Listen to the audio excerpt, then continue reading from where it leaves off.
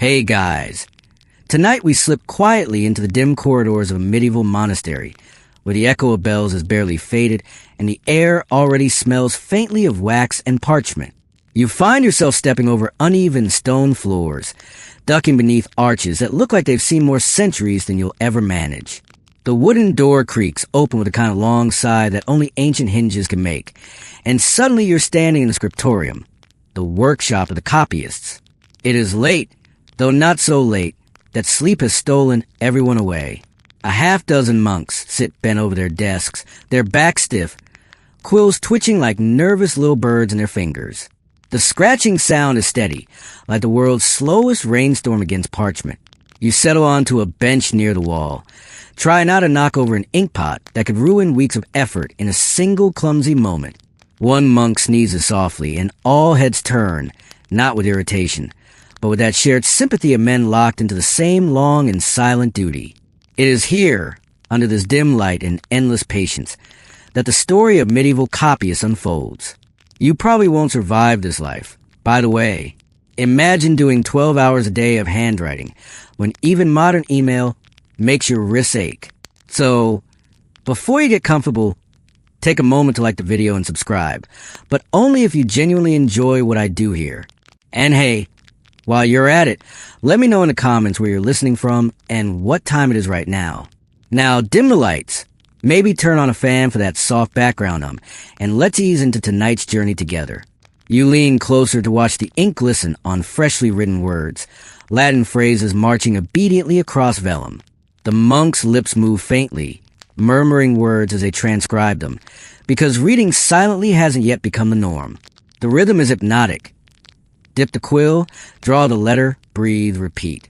Fact number 1, these scriptoria were the beating heart of medieval knowledge. Without them, Aristotle, Cicero, or even the Bible itself might have slipped into silence. And quirky tidbit number 1, some monasteries actually time the monks with an hourglass of sand, because apparently nothing says devotion like a productivity tool centuries before Excel spreadsheets. Your eyes wander to the floor. Ink stains the stones like constellations, mapping centuries of accidents. Historians still argue whether these rooms were always so hushed and reverent, or whether reality was noisier, filled with coughs, muttered complaints, and the occasional loud groan when a page had to be scraped clean of a mistake.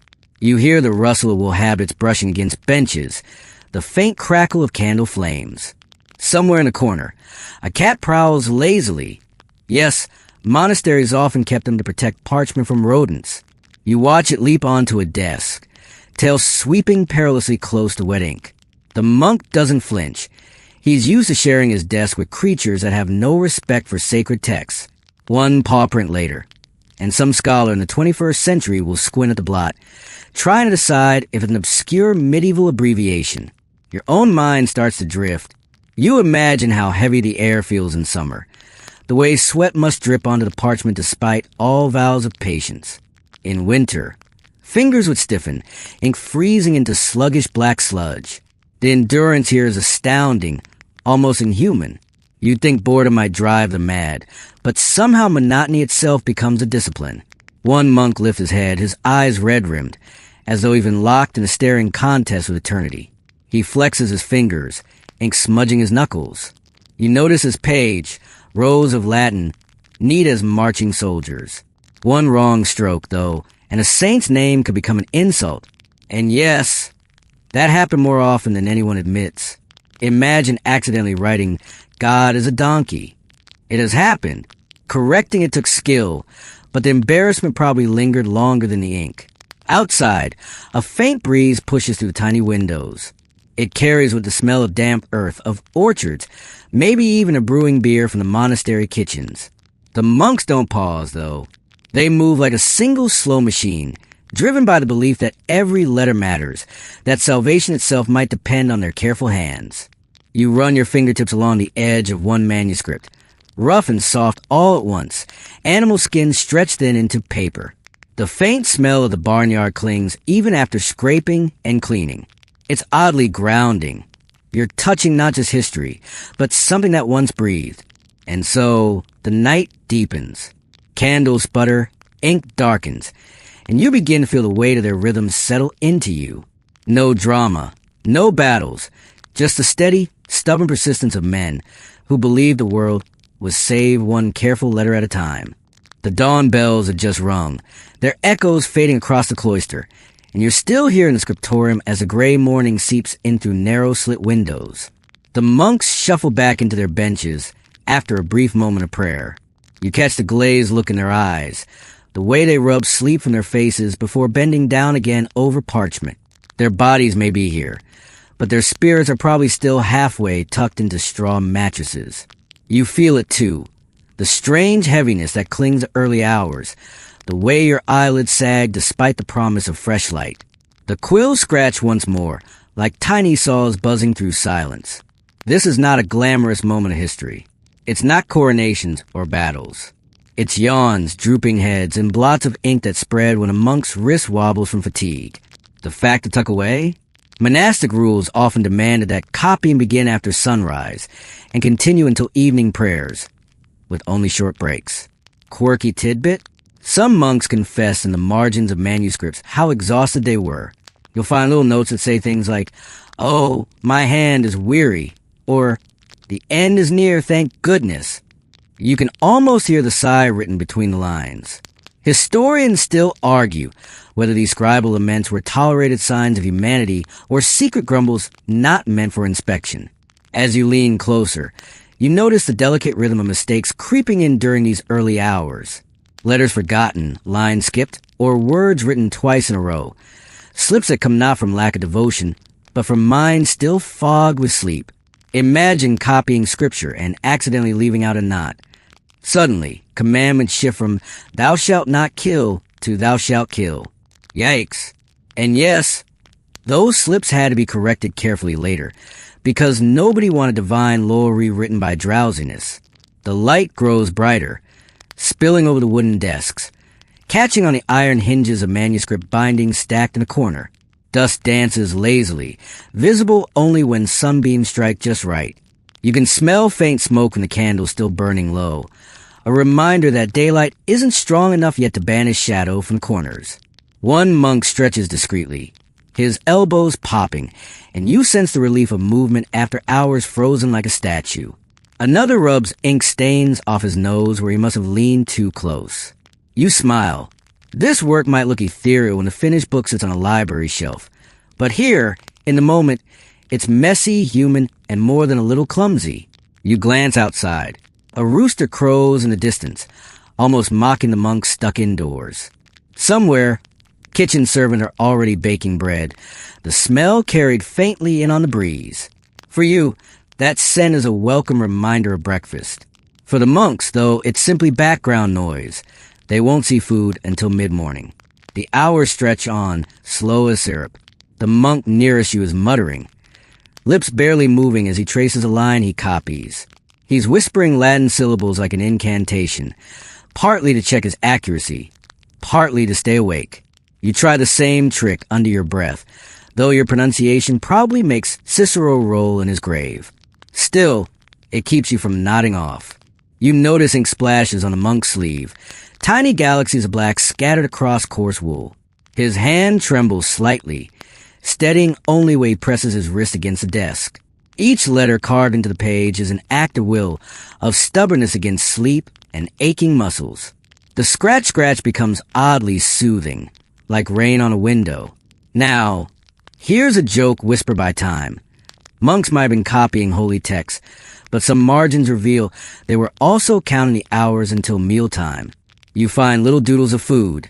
Yes, there's a sausage sketch in one manuscript, and it's probably the most honest thing on that page. Imagine being hungry, copying for hours, and staring at your own tiny ink-drawn dinner. Torture, but also kind of funny. As dawn becomes full morning, the Scriptorium warms slightly. The monks shed some of the chill that clung to them, though not the drowsiness. And you feel your mind begin to match their rhythm. The monotony isn't punishment anymore. It's a lullaby. The bells that seemed sharp earlier now echo like a soft metronome, guiding you deeper into the humdrum flow of letters, lines, and ink stains. The morning grows steadier, and now your attention drifts to the smell, the unmistakable scent of vellum, stretched and scraped animal skin transformed into blank canvas for centuries of words. You run your fingers lightly across one page resting nearby, and it's both smooth and uneven at once, like stroking polished leather that still remembers being alive. Some pages are thin, almost translucent when the sunlight strikes, while others are thick and stiff, carrying the faint ghost of a cow's or sheep's former existence. If you sniff closely, you catch a whiff of barnyard, a reminder that medieval texts were quite literally built from the bodies of animals. That's your first mainstream fact here. Vellum and parchment were the dominant writing surfaces in Europe until paper finally gained popularity much later, around the 13th century. But here in the Scriptorium, in the steady 12th century routine, it's all about animal hides, labor-intensive, expensive, and oddly fragrant. And here's your quirky tidbit. Not every sheet was perfect. Sometimes you'll see little holes in the page, natural weak spots in the skin that refuse to stretch cleanly. Rather than waste material, monks often wrote around them. Imagine spending days copying a sermon and having to navigate a tiny hole right in the middle of amen. Some even drew decorations around the holes, little faces peeking through, as if to say, "Yes, your book has pores." Historians still argue whether the smell of vellum faded with age or lingered for centuries in libraries. Some claim it mellowed into a sweet mustiness. Others insist the earthy tang of animals never fully left. You lean in and breathe deep, and it feels both grounding and strange. Knowledge carried on what was once skin. The monks know this material well. Before ink touches it, they carefully scrape and smooth with pumice, rubbing chalk dust into the fibers to soften and whiten. You watch a copyist pause to polish his page yet again, as though coaxing it into obedience. It squeaks faintly under his knife, a sound that would drive you mad if repeated endlessly. But here it's just another layer in the symphony of quills and sighs. One monk holds up a sheet to the window, letting light shine through it to check consistency. You see faint veins, like a map of rivers across a pale land. He nods, satisfied, then presses it flat on his desk. You realize every single page of manuscript represents weeks of invisible preparation before a single word is written. The smell grows thicker as more pages are laid out, mingling with ink and candle smoke. It's not unpleasant. If anything, it's oddly soothing, like a mixture of leather and dust, the kind of aroma that makes libraries feel like safe caverns of memory. You could fall asleep breathing this, though the monks themselves probably didn't notice anymore. As you drift, you notice the little stains and smudges where fingers brush too close. There's something almost intimate about it. Each imperfection a trace of the human hand, a reminder that behind the sacred text is someone with tired eyes and a runny nose. That sacred Bible page? Yes, it once absorbed a sneeze. You lean closer still, and a shadow falls across the page. One monk frowns at a patch where the vellum ripples slightly, as though resisting his control. He smooths it again and again, muttering under his breath. You can't hear the words, but you sense a frustration. This isn't just copying. It's wrestling with stubborn skin that refuses to cooperate. For you, the detail is hypnotic. The texture, the smell, the way letters cling differently depending on how well the surface was prepared. Each sheet is like a personality. Some docile, some wild, some prone to mischief. You imagine holding a book made entirely of the troublesome kind. Each page a challenge. Would you still find the patience to read it? Probably not. You'd toss it back on the shelf, muttering about bad parchment quality, the medieval version of a one-star Amazon review. The room feels warmer now, the air heavier with this peculiar mixture of smells and textures. And still, the scratching of quills continues, steady as rainfall, reminding you that the world once turned not by machines or pixels, but by hands coaxing meaning onto skin. You inhale deeply, and for a moment, the weight of centuries settles softly on your chest. Not unpleasant, just steady, persistent, like the smell of vellum itself. You notice now how the copyists pause, not to rest their eyes, but to sharpen their quills. Goose feathers, mostly, plucked, dried, cured, and shaped into precision tools of this monastic world. One monk brings out a small knife, a penknife, the ancestor of every penknife carried by schoolboys centuries later. He tilts the feather just so, slicing carefully to create a crisp, angled nib. The faint rasp of blade against feather fills the silence, delicate as tearing silk. This is your first mainstream fact of the section. Most medieval quills came from the flight feathers of geese, though swan quills were considered prestigious, and crow feathers gave a sharper line. Each feather needed months of preparation. Dried in hot sand, cured to harden, and trimmed into the right shape. Only then could it become a tool of eternal words. But here's your quirky tidbit. Sometimes the monks misjudged, trimming too much, leaving a quill that spat ink like a drunk fountain. In the margins of some manuscripts, you'll find complaints. Scribes muttering about bad quills, as if they were unruly pets. And yes, they go through dozens in a day. If your modern ballpoint runs dry, you might swear, if a quill failed, you had to whittle, sand, and coax into obedience again and again. Historians still argue whether monks sharpened quills communally in dedicated breaks, or simply whenever the nibs betrayed them. The surviving knives and scattered shavings suggest both moments of shared grumbling or solitary muttering at desks. You watch one monk steady the feather, his tongue poking from the corner of his mouth in absolute concentration. The knife scrapes, tiny curls of feather drifting to the floor like confetti from a celebration no one remembers. He holds a quill up to the light, nods, then dips it into the ink. The first line comes smooth, dark, controlled. Success. Another monk, less fortunate, carves too roughly. His nib splits. He sighs, tosses it aside, and starts anew. You lean closer, and suddenly the quiet sharpening ritual feels like a metaphor. Each letter that will soon march across parchment depends on this fragile sliver feather trimmed to perfection. Without it, no page, no book, no memory of centuries. Something so humble, yet so vital.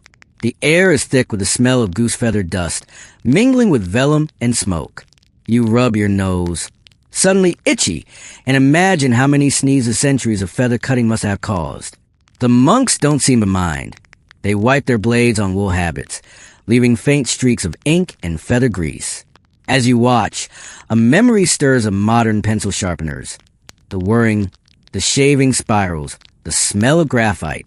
Imagine if you had to carve every single pen before writing an essay. You'd probably drop out of school. The monks?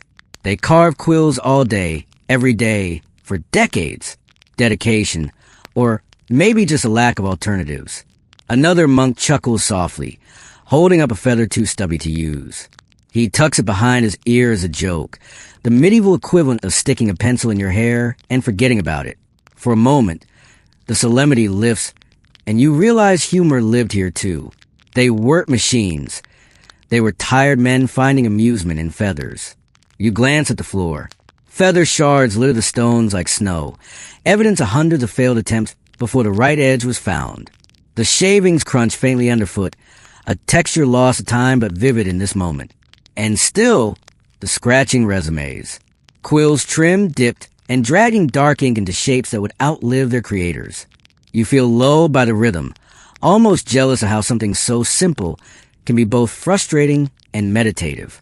The monks, bent over their work, know this. In sharpening, as in life, patience is the only path. The air in the scriptorium thickens with a new aroma, sharper than vellum, more pungent than feathers. The smell of ink being mixed.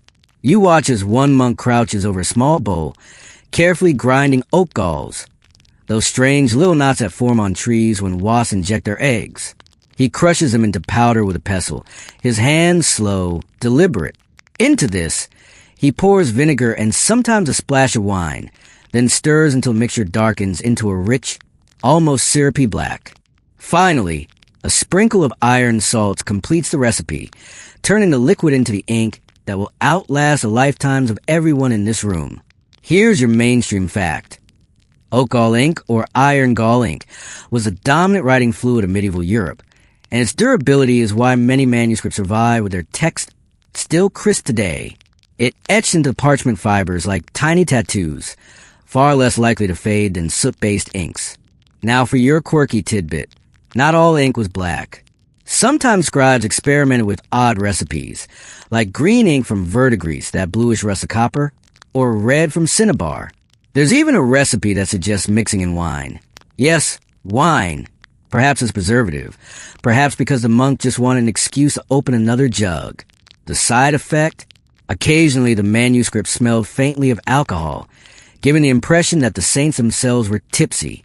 Historians still argue whether every monastery kept a designated ink maker or whether scribes prepared their own mixtures. Some records suggest a specialized role. Others imply everyone took turns. Either way, the bowls of black liquid became as precious as gold. Spill one, and you wasted weeks of preparation. You lean closer and notice the texture. It isn't smooth like modern ink. It clings thickly to the quill, threatening to blob if the nib isn't trimmed properly.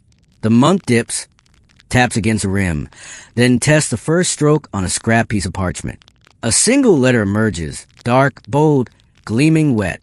Satisfied, he nods and sets to work.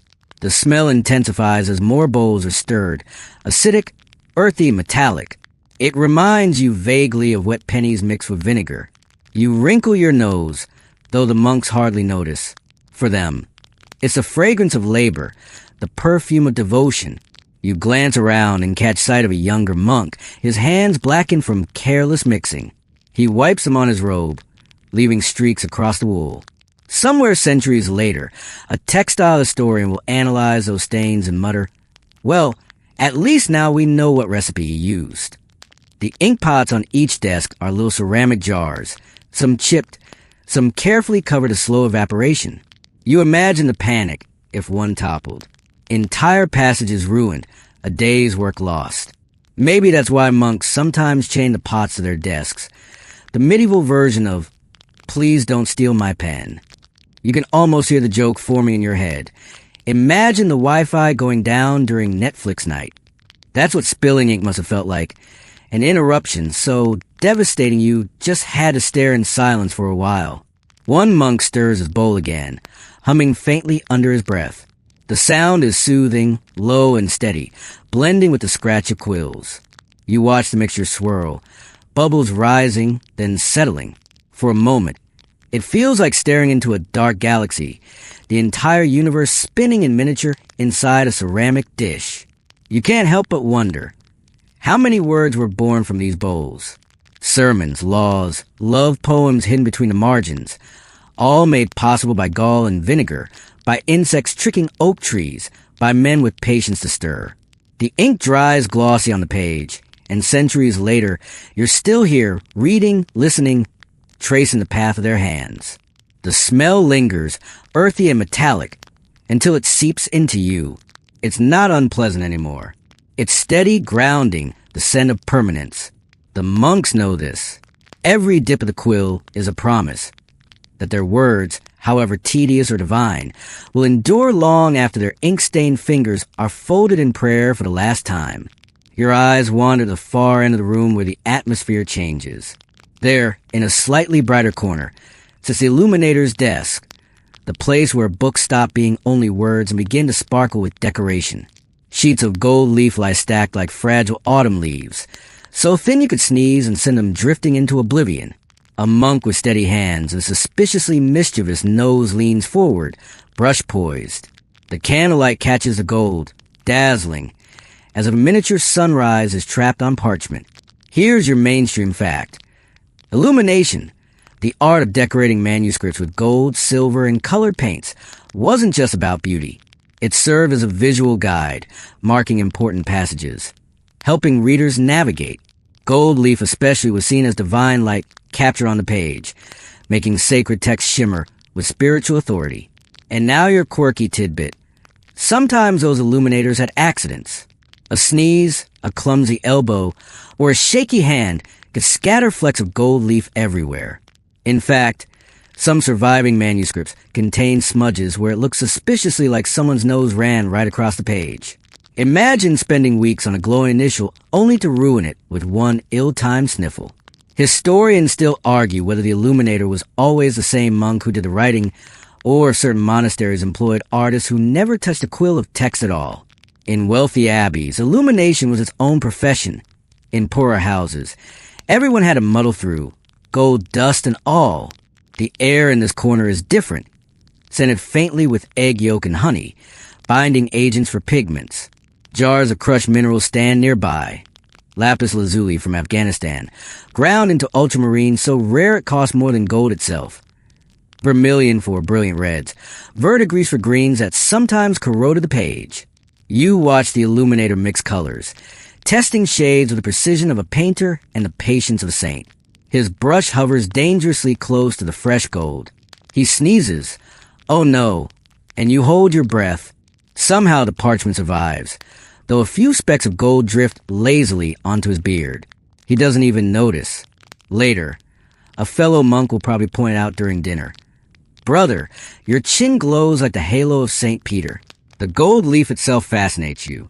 The monk breathes gently, pressing it onto sticky gesso with a brush of squirrel hair. The sheet crinkles, clings, then smooths out into a dazzling patch. He buffs it lightly with a tooth, yes, often a wolf's tooth, until it shines like sunlight. Imagine polishing holiness with canine enamel. Medieval creativity knew no limits. You lean closer to admire a decorated initial, a giant A curling with vines, little birds pecking at berries, even a tiny dragon poking its tongue. For all the solemnity of monastic life, these margins reveal humor, whimsy, even a spark of rebellion. The monks may have vowed obedience, but their pens whisper jokes to future readers. The light in the scriptorium shifts, and suddenly the illuminated page glows brighter than the candles themselves. It feels like magic, though it's only art, patience, and minerals mined halfway across the world. Your eyelids droop watching the shimmering surface, hypnotized by the way color and gold meld into meaning. You chuckle softly. This is the medieval equivalent of a highlighter pen, except instead of neon yellow, they use powdered gemstones. Imagine pulling out a textbook covered in lapis lazuli. Not practical, but undeniably stylish. The illuminator leans back, stretches his stiff neck, and you realize he's been working on that one page all morning. Days for a single page, months for a single book. And all the while, the risk of one sneeze or ink blot ruining entirely. You take one last look at the glowing letter before it disappears beneath another sheet. The light fades, the gold settles, and you feel the heavy calm return. The work goes on, glitter or no glitter. Your gaze drifts from the glowing corner of the illuminator back toward the ordinary copyist desks, and something unexpected catches your eye. Not words of solemn scripture, but tiny doodles in the margins. At first you think they're accidental ink blots. But no. One is unmistakably a rabbit, jousting with a lance longer than its own body. Another is a monk, drawn with exaggerated ears, riding on the back of a snail as though it were a warhorse. You blink, then chuckle softly. So much for solemn silence. This is medieval humor quietly sketched in the pages of eternity. Here's your mainstream fact. Marginalia, those odd little drawings in the edges of manuscripts, were common in medieval books. They weren't just decorations, but also creative outlets, sometimes linked to the text, sometimes utterly random. And yes, they remind us that even in cloisters, people got bored. Your quirky tidbit? Some margins show rabbits not just jousting, but hunting humans, flipping the natural order. There are even tiny knights fighting giant snails, a mystery that scholars have never fully explained. Maybe it was satire. Maybe monks just thought snails looked funny. Or maybe, after copying for 12 hours, anyone would start doodling absurd monsters. Historians still argue whether marginalia carried symbolic meaning, or whether they were just doodles to lighten a long day. You lean closer to another page, tracing a fox dressed as a priest, preaching to a flock of geese. It's satire, sly and sharp. The geese look alarmed, the fox smug. The monk who drew it probably couldn't resist poking fun at clergy politics, hiding his critique inside a book of sermons. Future readers might miss it entirely, or they might laugh quietly centuries later, realizing monks had sarcasm too. A soft cough breaks your focus, but you're still amused by the details. There's a knight shaped like a pickle. Yes, it really looks like one, charged with all the seriousness of a heroic figure. On another page, a pair of monkeys play chess. Were these jokes at fellow monks' expense? Or were they simply the medieval version of doodling during class, like sketching superheroes in the margin of your math notes? The ink lines are delicate, precise, but undeniably playful. A rabbit twirls a trumpet. A dog wears a bishop's mitre. A tiny dragon sneaks between lines of Latin, as if eavesdropping on holy text. The words remain sacred, but the margins hum with hidden laughter. You can almost imagine the scene. A monk bent over his page, trying to stifle a grin, while sketching a pig playing bagpipes. Did his neighbor notice? Did he suppress a chuckle, too? Humor isn't absent from cloisters. It just lives in the margins, hiding among saints and psalms. You lean back, rubbing your temples, and realize how much these drawings humanize the whole enterprise. These weren't silent machines of devotion. They were tired men, bored men, clever men, who sometimes need to poke fun at the world. You remember how modern students sometimes doodle in the edges of textbooks. Nothing changes, really. Whether it's a snail knight in a 13th century manuscript or a cartoon spaceship in your chemistry notebook, the impulse is the same. Boredom finds its way out in ink. The margins whisper that monks weren't humorless, that even amid the most solemn duties, laughter survived. And somehow, that makes the entire Scriptorium feel warmer, livelier, a place not just of discipline, but also of secret joy. The laughter in the margins fades as your ear tunes back to the present room. The copyists bow lower over their work, lips moving faintly but no sound escaping. Silence rules here, enforced by centuries of monastic codes. The rule of St. Benedict, one of the most influential frameworks for monastic life, prescribed moderation in speech. Too much chatter was thought to erode discipline, to scatter focus. So here in the Scriptorium, the silence is thick as vellum dust, broken only by the faint scrape of quills, the occasional cough, and the rustle of a wool sleeve. Your mainstream fact. Monasteries valued silence so highly that some even developed sign languages to communicate without breaking the rule. A gesture for ink, a flick of fingers for book, even signals for please pass the salt. These hand codes meant life could continue without unnecessary speech. And here's your quirky tidbit. Some scribes, despite the rule, slipped in notes of boredom.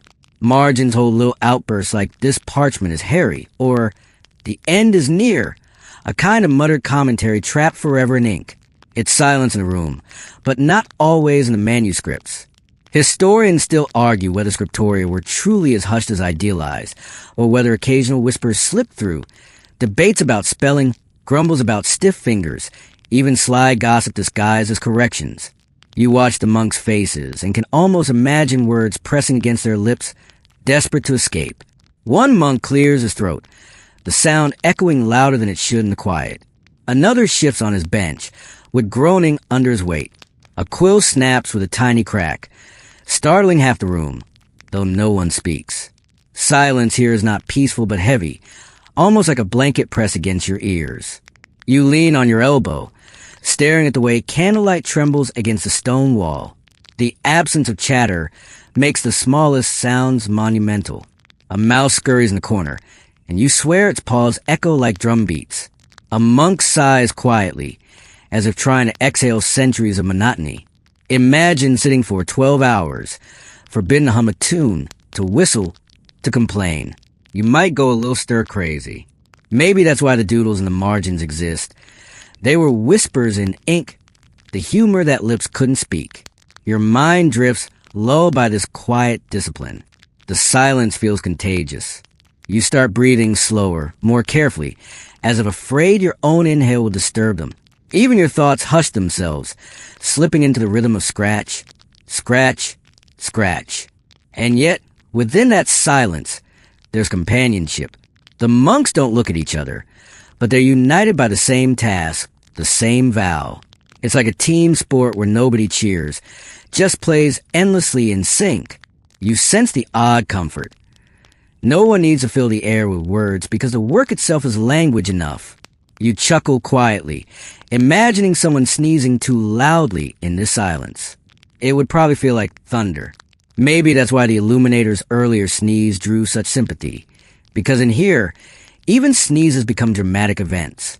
The silence grows thicker as the sun climbs. And slowly, you realize it's not oppressive anymore. It's soothing, like falling asleep in a library, cocoon in the hush of people concentrating. The hush of silence becomes almost physical, wrapping around you like a cloak, until a different presence intrudes, the faint haze of smoke rising above the candles. You notice it first in the sting at the corner of your eyes, then in the smell. Acrid, heavy, clinging to wool and parchment alike. The Scriptorium may be the cradle of learning, but it's also a room full of open flames and a space lined with flammable hides. Not the safest arrangement. But then again, medieval safety codes were more about prayer than fire extinguishers. Here's your mainstream fact. Scriptoria were lit primarily with beeswax or tallow candles, sometimes with small oil lamps. Beeswax gave a steadier, cleaner flame but was expensive. Tallow was cheaper but smoky and smelly. Either way, candles were essential for work that extended beyond daylight hours, especially in winter. And your quirky tidbit. Some manuscripts actually contain faint darkening along the top edges of their pages, thought to be caused by years of exposure to candle soot during copying. It's as if the book absorbed the atmosphere of its own creation. A literal shadow of the Scriptorium burned into its edges. Historians still argue whether monasteries made conscious efforts to ventilate these rooms, or smoke simply settled in year after year, until walls and lungs carried the same soot. You rub your eyes, imagining how gritty they must have felt after hours of smoke curling upward. Every breath brings a tickle to your throat, though the monks seem unfazed. Perhaps they've grown immune, or perhaps they're simply resigned. After all, the alternative is working in darkness, and no manuscript can survive that. The haze makes the room dreamlike. Light scatters oddly, halos forming around each flame, so that monks seem to glow faintly at their desks. You picture them as shadowy saints in an endless cycle. Dip, scratch, blink, cough. One rubs his temples, smearing ink across his brow, without noticing. Another leans dangerously close to his candle, his hood threatening to smolder. You hold your breath, certain you'll see sparks, but he leans back just in time. You can almost hear modern fire marshals screaming in protest. One overturned candle, one slip of wool sleeve, and the entire monastery's library could vanish in minutes. And yet, they carried on, trusting in vigilance, prayer, and maybe a little luck. The air thickens further. You watch how the smoke curls against the ceiling beams, leaving faint black stains that will darken with centuries. Dust motes shimmer in a faint golden haze, drifting slowly like lazy stars. It's strangely hypnotic. One monk shifts his candle holder, muttering softly. His face glows orange, shadows lengthening across the parchment. The letters seem almost alive in the flicker, each word swaying gently as though whispering. You blink, trying to clear your eyes, but the smoke insists on making everything blurred, softened. You chuckle inwardly at the irony. Manuscripts meant to preserve clarity were copied in conditions designed to blur vision. No wonder errors crept in. Perhaps the smudges of ink weren't only from fatigue, but also from eyes streaming in candle smoke. You lean back, exhaling, and watch the haze curl and drift. It settles over the room like a veil, muffling not just sound but thought itself. The monks bow lower, resolute, their figures half lost in glow and shadow. And you feel yourself sinking into that blur, soothed by the rhythm, lulled by the smoke, drifting on the edge of waking and sleep. Through the blur of candle smoke, you catch sight of something both amusing and a little tragic. A monk hunts so far over his page that his nose nearly dips into the ink pot. He jerks upright suddenly, groaning softly. His quill has slipped, leaving a crooked line right through the middle of the word Dominus. A single stroke has turned divine order into comic nonsense. Here's your mainstream fact. Copying errors were inevitable in manuscript culture. Even with training, fatigue, and distraction crept in. Entire treatises survived cataloging common mistakes. Letters transposed, lines skipped, whole paragraphs duplicated or left out. That's why multiple copies of important works were compared carefully, sometimes centuries later, to detect and correct these scribal slips. Now for your quirky tidbit. Some of the funniest errors in surviving manuscripts involve accidental jokes. One scribe accidentally changed angel, Angelus, to eel, Anguilla, leaving readers with a scene where an eel appears to deliver divine messages. Another slipped on a single letter. So, the year of the Lord became the year of the potato. To be fair, potatoes hadn't yet arrived in Europe, but you get the point. Latin is unforgiving when you're drowsy. Historians still argue whether some errors were deliberate pranks or genuine fatigue. Was the eel angel a slip, or a joke scribbled by a monk who knew no one would check for decades? You watched the monk in front of you frown at his blotch, then hurriedly scrape the mistake away with a tiny knife. The surface of the parchment looks wounded, scarred. He sighs heavily, dips his quill again, and soldiers on. It's not just letters that go astray. Sometimes entire passages wandered. A copyist might glance from one line of text to another line that began with the same word, accidentally skipping everything in between. The result? Missing pages of wisdom, a centuries-long game of telephone where Aristotle or Augustine occasionally stutter. You lean closer and notice the subtle difference between a neat line and one that's slightly cramped. The monk has just realized he forgot a word several sentences back, and now he's squeezing it in above the line, letters dangling awkwardly like an afterthought. A medieval version of your messy handwritten note in the margins, except this one gets reserved for eternity in the holy text. There's humor in the mistakes. Imagine someone solemnly reading aloud in church, only to stumble across a passage that makes no sense because a sleepy scribe transposed heaven and oven. You'd suppress laughter, but the absurdity would echo forever. One monk further down the bench groans audibly, tossing aside his quill. He's just realized he repeated a whole paragraph. You can almost feel his despair. Hours lost, vellum wasted, correction looming. He rubs his forehead, smearing more ink as if baptized in his own mistake. And yet, errors make these manuscripts deeply human. You find yourself oddly comforted by them. The perfection of the divine text is filtered through human hands, flawed but persistent. The monks weren't machines. They were tired, hungry, distracted, and occasionally careless. Just like you, just like everyone. The scratching resumes, mistakes corrected, pages scarred but still legible. And you smile faintly, because these errors, once so dreaded, now make the books feel alive, breathing with the imperfections of the men who wrote them. The blotched words and eel angels leave their scars, but monks had tools to fight back. You lean forward as one of them picks up something that looks like a miniature gardening implement, a curved little knife.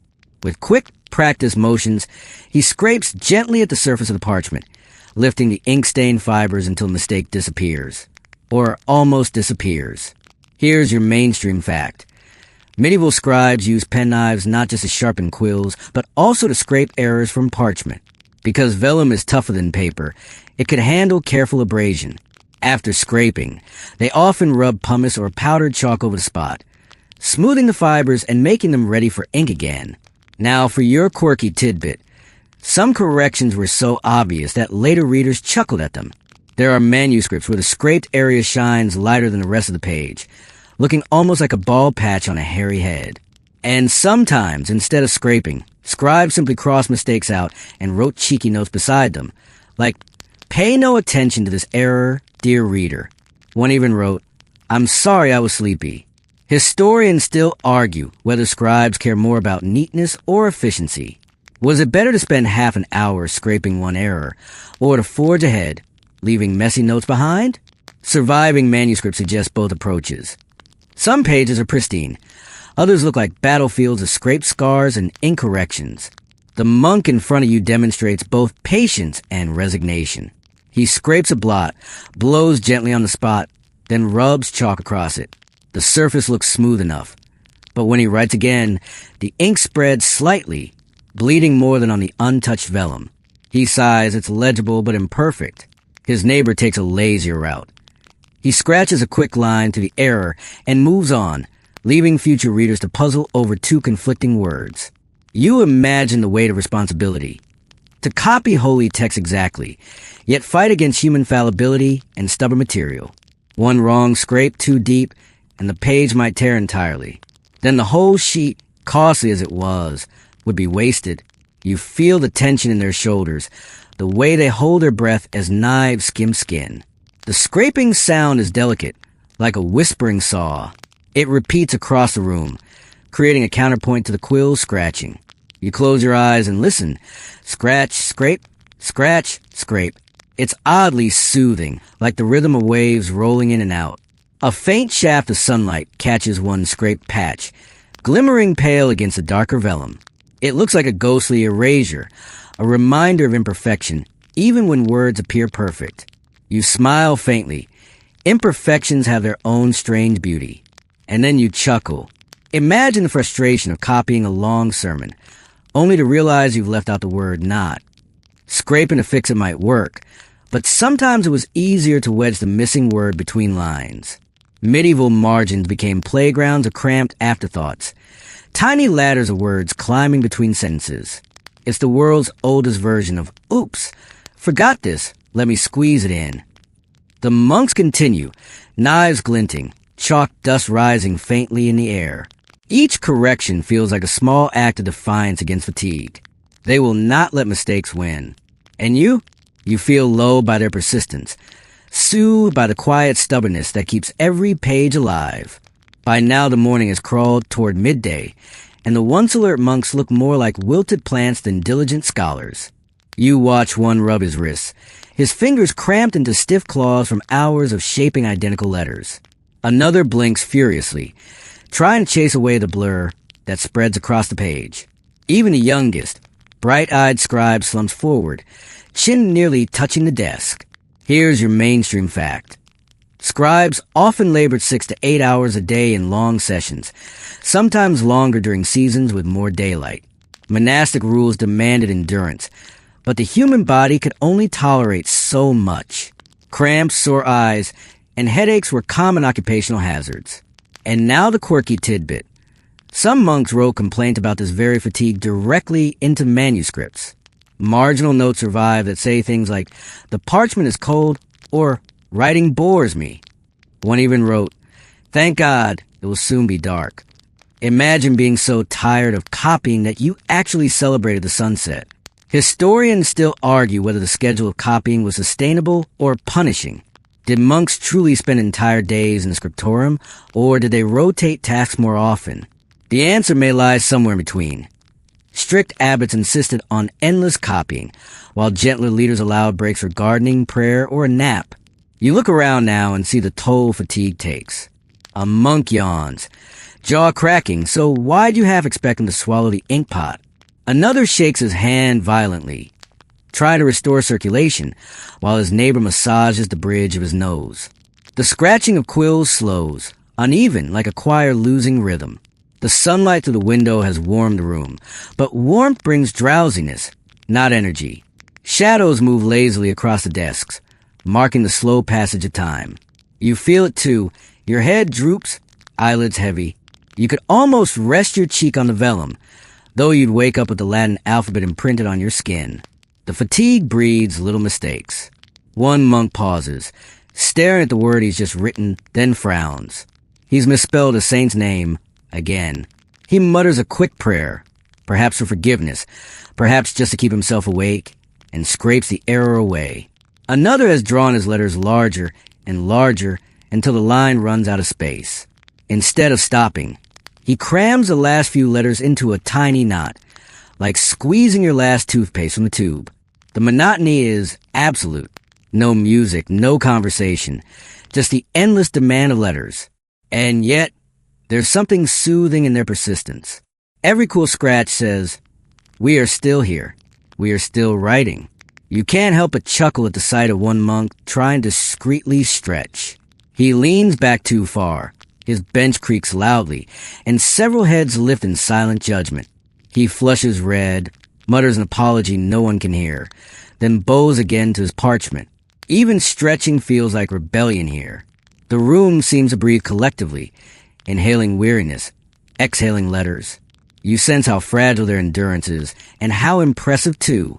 Despite aching muscles, the pages continue to fill, word by word, a tide that never quite stops. And you, caught in their rhythm, feel yourself pulled into the same sluggish, steady current. The bell finally tolls, and relief ripples across the room. Quills are set down, shoulders sag, and for the first time since dawn, the monks shuffle out of their benches with the weariness of marathon runners crossing a finish line.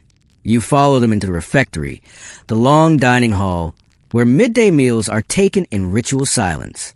Here's your mainstream fact. The typical monastic lunch in much of medieval Europe was plain bread, ale, and sometimes a small portion of cheese or vegetables. Meat was often restricted, Depending on the order, though fish occasionally appeared on the table. Food was fuel, not indulgence, and silence at meals was the rule, instead of conversation.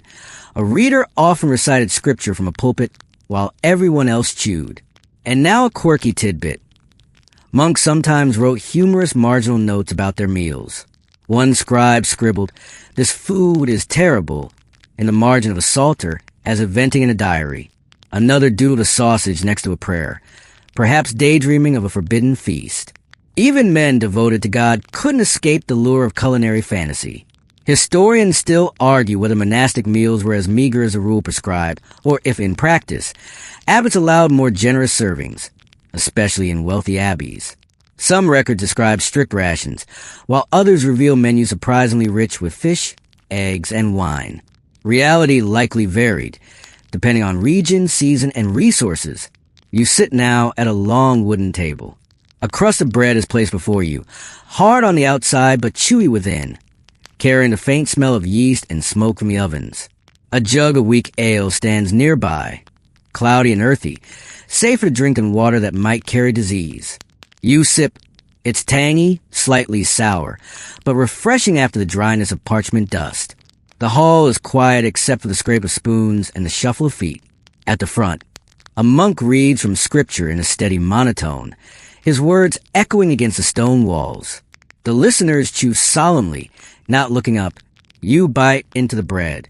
It's plain, a little bland, but after hours in the Scriptorium, it feels like luxury. The rhythm of chewing and scripture reading becomes strangely hypnotic. You notice crumbs scattering across robes, drops of ale sliding down mugs, the almost comical solemnity of men trying not to sneeze during silence. One monk hiccups loudly, and several shoulders shake with suppressed laughter. Silence may be the rule, but humor always finds cracks. The meal ends quickly, bowls cleared, bread crust gathered. You sense the monk's quiet satisfaction. No one is full, but no one is starving either. It's just enough fuel to push them through the afternoon. As you rise from the bench, you imagine how many identical meals have passed in this hall, day after day, year after year. The bread, the ale, the silence. It is a ritual of survival, a reminder that while manuscripts may carry divine wisdom, even copyists need carbohydrates. The meal has ended, the bowls cleared, and you find yourself walking back into the Scriptorium with the monks. The benches creak as everyone takes their places again, the long desks stretching out like wooden ribs of a great beast waiting to be filled. But now, after bread and ale, the air is thicker, heavier, because post-meal drowsiness has set in. Here's your mainstream fact. Monks often return to their work immediately after lunch, with only brief pauses for prayer. The rule of Saint Benedict emphasized steady labor, so napping was rarely permitted, even when digestion begged for it. And so, copyists trudged back to their desks, heavy with food and fatigue. Your quirky tidbit. Marginalia from this period occasionally show wandering pen strokes and lines of nonsense letters, believed to be the result of drowsy scribes literally falling asleep mid-sentence. Imagine nodding off, quill still in hand, and waking up to discover a zigzag trail of ink betraying your nap. Historians still argue whether abbots allowed short rest during the hottest months, when even the most disciplined monk risked collapsing from the heat. Some accounts hint at secret naps in cloisters, stolen moments of rest that broke the rhythm but saved the body. Now, though, you watch as the monks slump slightly, their spines curved like tired question marks. One blinks furiously, trying to shake off the heaviness. Another presses his quill too firmly, leaving a blot of ink that spreads like a bruise across the parchment. The scratching rhythm has slowed, uneven, like an orchestra drifting out of tune. You, too, feel it, the irresistible pull of drowsiness. The bread sits in your stomach like a warm stone. The ale hums faintly in your head. The candlelight flickers lazily, making the letters on the page blur and sway. You almost lean forward, tempted to rest your cheek on the vellum. But then you remember the smell of animal skin and chalk dust. Not the best pillow. The monks soldier on. One pinches his thigh beneath the desk, his face betraying a moment of pain.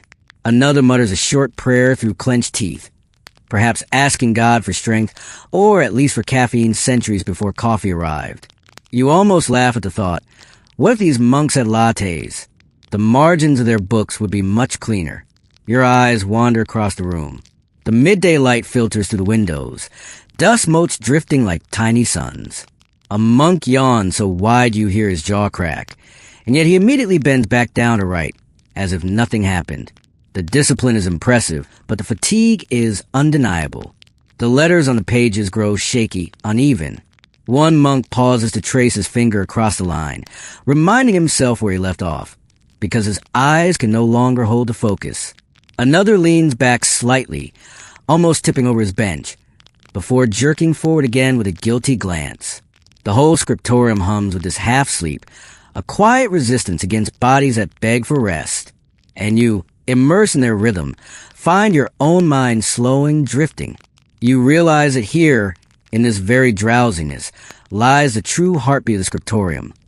Not dramatic perfection, but the endless human struggle to stay awake, to keep writing, to keep the words alive no matter how heavy the eyelids grow. The drowsy haze doesn't just make letters blur, it also makes messes multiply. You notice one monk lift his sleeve, then lower it back down with a groan. The wool is now streaked black, marked by a smear of ink that will never wash out. Ink stains are everywhere, little badges of the trade. Hands, cuffs. Even noses bear smudges, as though the monks have been wrestling octopuses instead of words. Here's your mainstream fact. Ink stains were inevitable in the scriptorium. Oak gall ink clung stubbornly, penetrating fibers of cloth and skin. Even today, medieval manuscripts often show smears where scribes accidentally brushed wet lines or rested their palms too heavily. And now your quirky tidbit. Some manuscripts contain literal fingerprints pressed into the margins. Scholars think these were accidental, the result of tired hands adjusting the parchment too soon. It means you can place your finger next to a monk's fingerprint across 8 centuries, an oddly intimate handshake through time. Historians still argue whether the abundance of stains was tolerated or frowned upon. Were monks reprimanded for messy work? Or did abbots accept it as the unavoidable side effect of long hours? Surviving books suggest both. Some look pristine. Others look as though they were dunked in ink rather than written with it.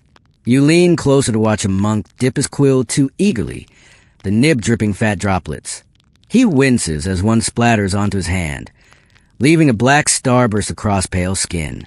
He wipes it on his robe, only to smear it further, turning his sleeve into a permanent tapestry of accidents. Another scribe smudges the side of his nose while pushing his glasses. Primitive glass discs held in frames, back up the bridge. He doesn't notice the black streak, now running diagonally across his face. His neighbor glances over, suppresses a grin, but stays silent. Monks may not laugh out loud, but you know he'll remember that image all through prayers tonight. The desks themselves are stained with dark halos where ink pots once tipped. The stone floor bears black constellations, evidence of centuries of clumsiness. You think of it as medieval abstract art, a galaxy painted not by design but by exhaustion. You feel the humor of it all. Imagine the abbot inspecting the work, solemnly praising the beauty of illuminated initials, while the monks' robes look like they've been tie-dyed in black.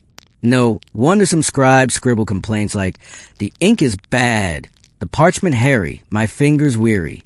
You suspect they also want to write, "And I look like I fought a squid." The stains aren't just accidents. They're history embedded in fabric and skin. You can almost smell the iron tang as the ink dries. Centuries later, scientists test these stains to reconstruct recipes. But here in the moment, they're simply marks of endurance. As you lean back, you realize something soothing. The mess doesn't stop the work. Stains spread, sleeves darken, noses streak, and yet the words keep flowing. Ink might blot, but meaning endures. That's the scriptorium's quiet truth. Imperfect hands leaving behind perfect enough texts, marked forever with their own humanity. The ink stains may look messy, but the margins are where the monks let their imaginations play. You lean over a desk and notice that amid the tidy Latin lines, the border is crowded with curious little figures. A saint kneels solemnly in prayer, halo glowing in careful ink strokes. But just below him, a tiny devil pokes his tongue out in mischief, tail curling across the parchment like a scribbled question mark. Here's your mainstream fact. Medieval manuscripts often mix sacred imagery with whimsical doodles in the margins. Pious scenes of saints, angels, and biblical parables shared space with playful sketches of animals, demons, or ordinary people. These illustrations serve both as moral reminders and as artistic flourishes to break the monotony of text. And your quirky tidbit. Some devils in the margins look surprisingly cute. Instead of terrifying monsters, they appear as pudgy little goblins pulling faces, like medieval cartoon villains. One manuscript even shows a demon mooning a group of monks. Historians still argue whether such irreverent images were satire, coded warnings, or simply moments of humor from overworked scribes. The monk drawing beside you dips his quill into red ink, outlining a halo. The circle wobbles slightly, betraying tired fingers, but the effect is still luminous. Then, in the opposite corner, he sketches a devil with pointed ears tugging on the saint's robe. The juxtaposition is striking, holiness and mischief sharing the same page. You can almost hear the inner monologue. Yes, I must record the glory of the saints. But also, wouldn't it be funny if a demon tripped him? You chuckle softly. Even monks couldn't resist slipping in a bit of comedy alongside salvation. The margins become a secret stage. One saint raises a hand in blessing, while a devil sticks out a foot to trip him. A holy figure sits serenely, while a creature beneath gnaws on the edge of page. And you realize the truth. These margins are windows into the monks' minds, torn between reverence and play. The artistry varies wildly. Some saints are drawn with detail, robes flowing gracefully, halos shining. Others are little more than stick figures. Devils, though, seem to invite creativity. Spiky, grinning, sometimes animal-like. You wonder if monks secretly enjoy drawing devils more than saints, as though badness offered more freedom. You think of modern school notebooks, filled with doodles in the edges. Nothing changes. Humans crave to decorate boredom, to let pens wander where minds cannot. And here, in these margins, saints and devils wrestle endlessly, not in theology, but in ink. The monk pauses, stretches his wrist, and studies his page. He smiles faintly. Yes, even monks smiled at their work sometimes.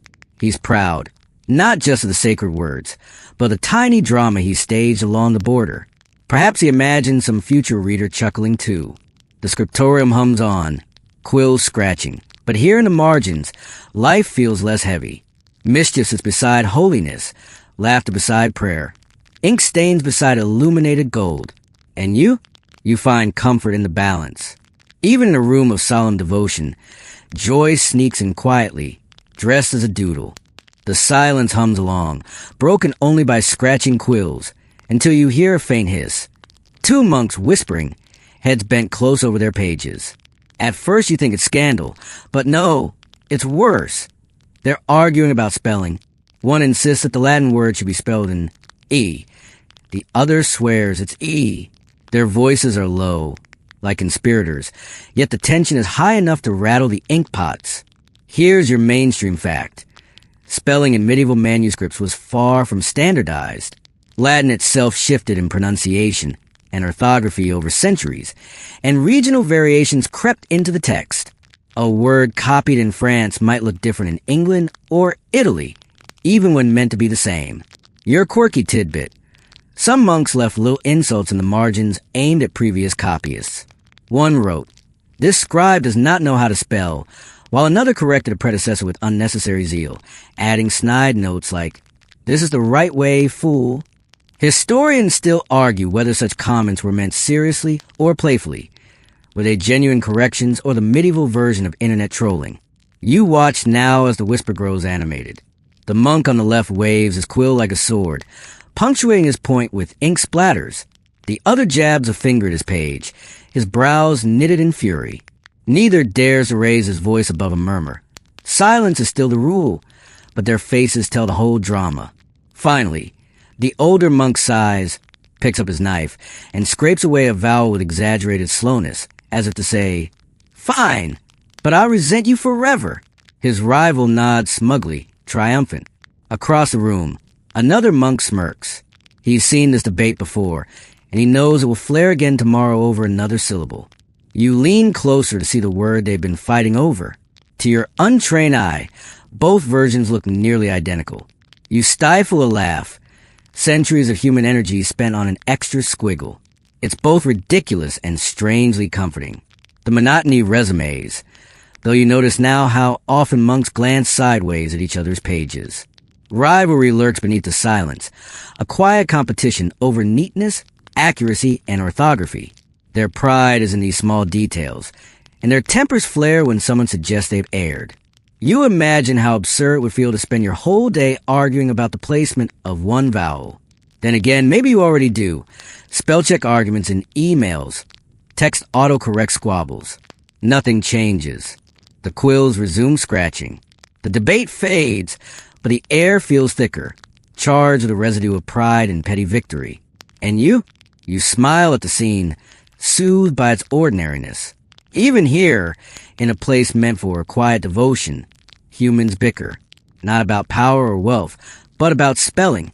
And somehow, that makes the Scriptorium more alive.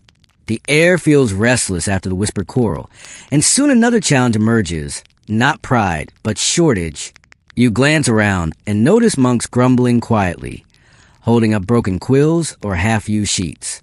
Supplies are dwindling, and frustration simmers beneath the silence. Here's your mainstream fact. Parchment and ink were expensive commodities. A single manuscript could require the skins of dozens of sheep, and quills needed constant replacement. Monasteries sometimes struggled to keep up with demand, especially when patrons ordered multiple books at once. Your quirky tidbit. There are surviving records of scribes blaming bad quills for their sloppy handwriting. Some even doodle broken feathers in the margins, as if to say, "It's not me, it's the pen." Historians still argue whether shortages were due more to poor planning or to the sheer unpredictability of materials.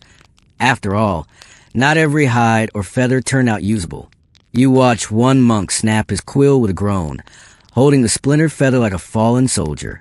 He rummages in a small bundle, only to find his last spare is crooked and soft. He mutters under his breath, scratching it on parchment anyway, though the letters wobble badly. His neighbor leans over and offers a spare, only to think better of it at the last moment, tucking it back into his sleeve. Sharing, it seems, has its limits. In another corner, the parchment pile has dwindled to scraps. A young scribe carefully stretches a smaller sheet across his desk, frowning as he calculates how to fit the required text. He crams words tighter together, making the page look like an overcrowded city street. Later readers will groan, squinting at the cramped letters. But for now, it's survival. A ripple of frustration passes through the room. One monk sighs so loudly that several heads turn. Another chews inside his cheek as his knife scrapes uselessly at a feather that refuses to cooperate.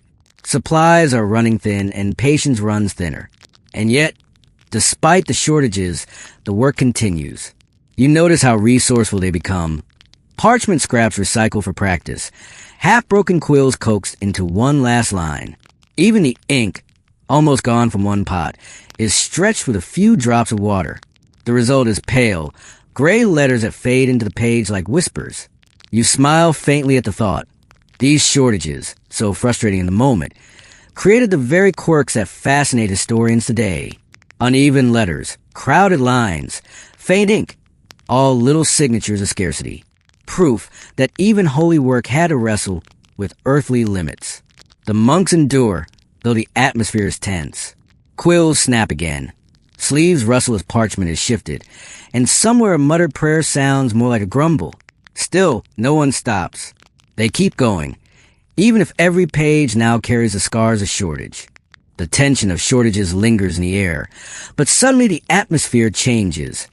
Hushed murmurs ripple through the room as a tall figure enters.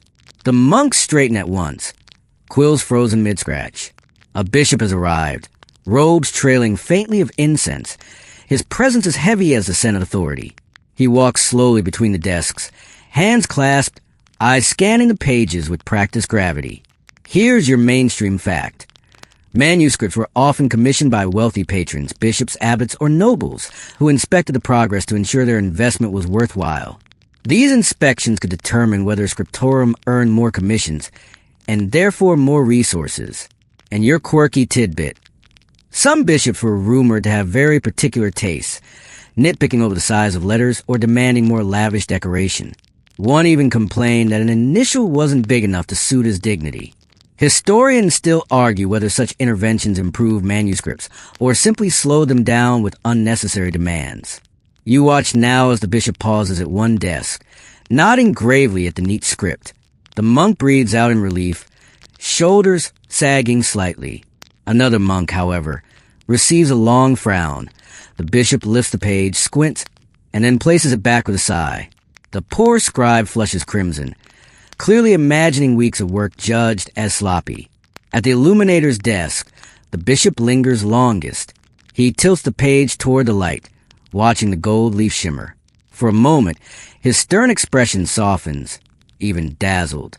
He mutters something approving, and the illuminator beams quietly, though his hands never leave his brush.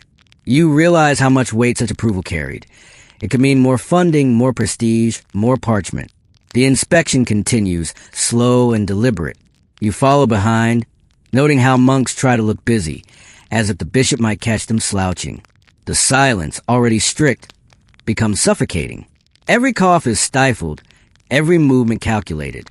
Then, almost comically, the bishop's robe brushes against the desk, knocking a quill to the floor. The monk panics, scrambling to pick it up, nearly toppling his ink pot in the process. For a heartbeat, disaster looms. Ink, gold, parchment, everything ruined, but the pot steadies. The bishop clears his throat, pretending not to notice, though his lips twitch faintly. Perhaps even he recognizes the absurdity. When he finally exits, the tension drains like water from a cracked jar. The monks exhale, quills dip again, and shoulders slump. You can almost hear their inner thoughts. Well, at least he didn't hate it. You smile faintly. Authority might judge, but the work goes on. Bishops may frown, patrons may demand, but the ink still flows, the words still march across vellum. The Scriptorium bends to power, but never breaks. The bishop's footsteps have barely faded before the room relaxes. Shoulders sag, quills move more freely, and suddenly the silence is pierced by something rare. Whispers of gossip. You lean in, surprised. Monks may be bound by vows of silence, but even vows bend under the weight of curiosity. Here's your mainstream fact. While monasteries emphasize discipline, gossip still found its way into daily life.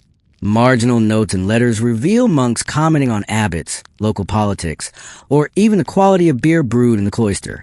Human nature did not vanish at the cloister gate. Now for your quirky tidbit, one medieval manuscript margin includes a line, "The beer is bad here." Another mentions a brother who snores like thunder. It seems even the most solemn scriptorium was not immune to complaints that could have been lifted straight from a group chat. Historians still argue whether such remarks were tolerated by abbots or considered sinful lapses of discipline. You listen now as two monks whisper softly. One leans closer, eyes darting around, and murmurs about the bishop's visit, how his robe nearly toppled the ink pot, how his expression softened at the gold leaf, how his sigh at Brother Matthew's sloppy script might be talked about for weeks. The other nods eagerly, adding his own exaggerations. Further down the bench, another pair trade words about last night's ale. Was it watered down or simply weak? One rolls his eyes, muttering, "It's always weak." His neighbor smirks, suppressing laughter. Even the youngest monk joins in, whispering about a rumor of a sister monastery where nuns supposedly copied books with greater neatness. This sparks indignation. One elder monk huffs, though his quill still moves, and mutters something about idle rumors, while clearly listening for more details. The whispers weave through the scratching of quills, a faint background hum of humanity in the silence. You catch fragments.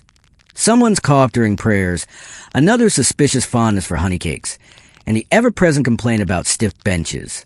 You chuckle inwardly. Centuries pass, but workplace gossip never dies. The danger, of course, is being overheard. At one point, a senior monk glances up sharply.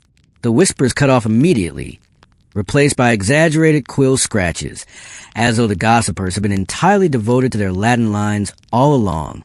Only when his gaze drifts back to his page do the murmurs cautiously resume. You realize how fragile discipline is, How even in a world built on silence, the human need to share, to vent, to laugh, still seeps through. And oddly, it doesn't ruin the scriptorium. It makes it feel alive, less like a factory of words and more like a room of people who, despite vows, still crave connection. The gossip fades eventually, swallowed by the rhythm of work. But its echo lingers, a reminder that beneath robes and vows, monks were still human, ink-stained and quietly mischievous. The chatter fades, and you notice how the scriptorium feels colder than before. The season has shifted. Winter now presses against the thick stone walls, seeping into every crack. You rub your own hands instinctively, though they're not the ones holding quills. The monks, however, have no choice. They sit stooped over parchment while their fingers stiffen, each letter becoming an act of resistance against a chill. Here's your mainstream fact. Medieval scriptoria often had little heating. Fire was considered both a danger to manuscripts and a luxury that distracted from discipline. So in winter, copyists endured freezing conditions, sometimes wearing gloves with the fingertips cut away to keep writing.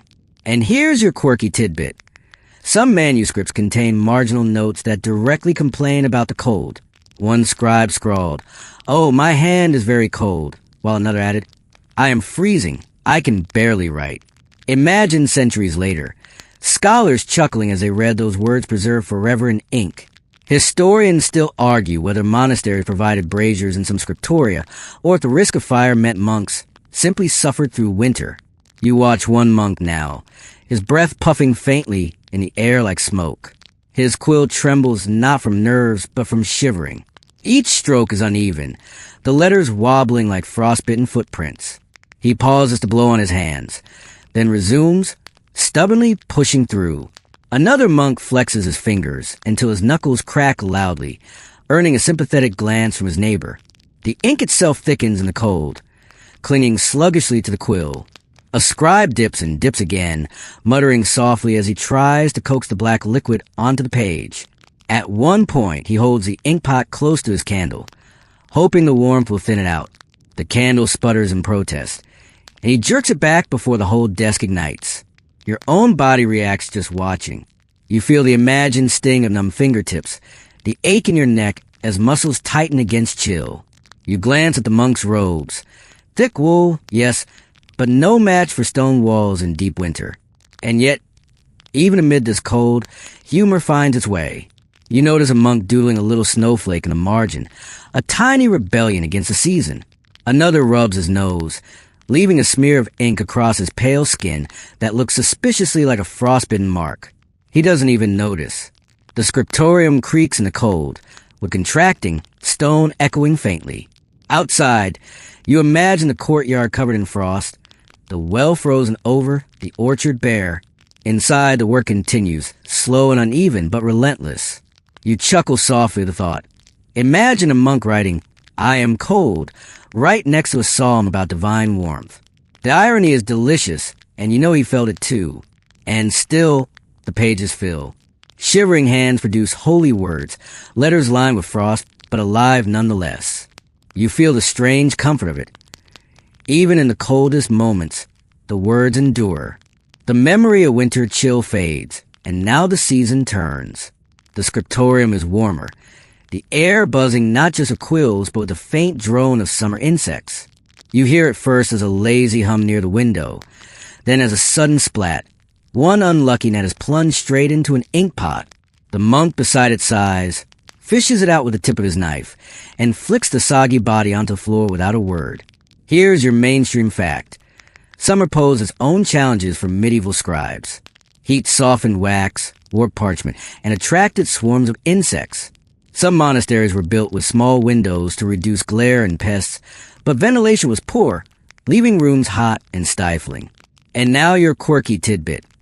In several manuscripts, faint squash flies and smears remain embedded in the margins, tiny black fossils of summer days. Scholars sometimes joke that medieval copyists collaborated with insects, whether they wanted to or not.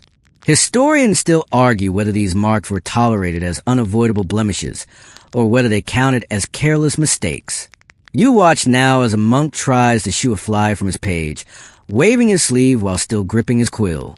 The insect buzzes off, only to return moments later, circling the candle flame like a daredevil. Another monk swats at his ear and misses, his quill leaving a jagged stroke across the word he was copying. He scowls, then mutters a prayer that sounds suspiciously like a curse. The air feels thicker, heavy with warmth and buzzing wings. Sweat beads on foreheads, dripping dangerously close to fresh ink. One scribe wipes his brow, smearing both sweat and ink into a dark streak. He doesn't notice, already hunched back to his task. You glance at the windows where sunlight streams in, too strong, too direct. Dust motes dance in golden shafts, but so do more gnats, eager for trouble. You imagine the monks wishing for winter again, despite frozen fingers, just to be rid of the summer swarm. The distractions grow almost comical. One monk, desperate, covers his ink pot with a scrap of parchment to keep the bugs out.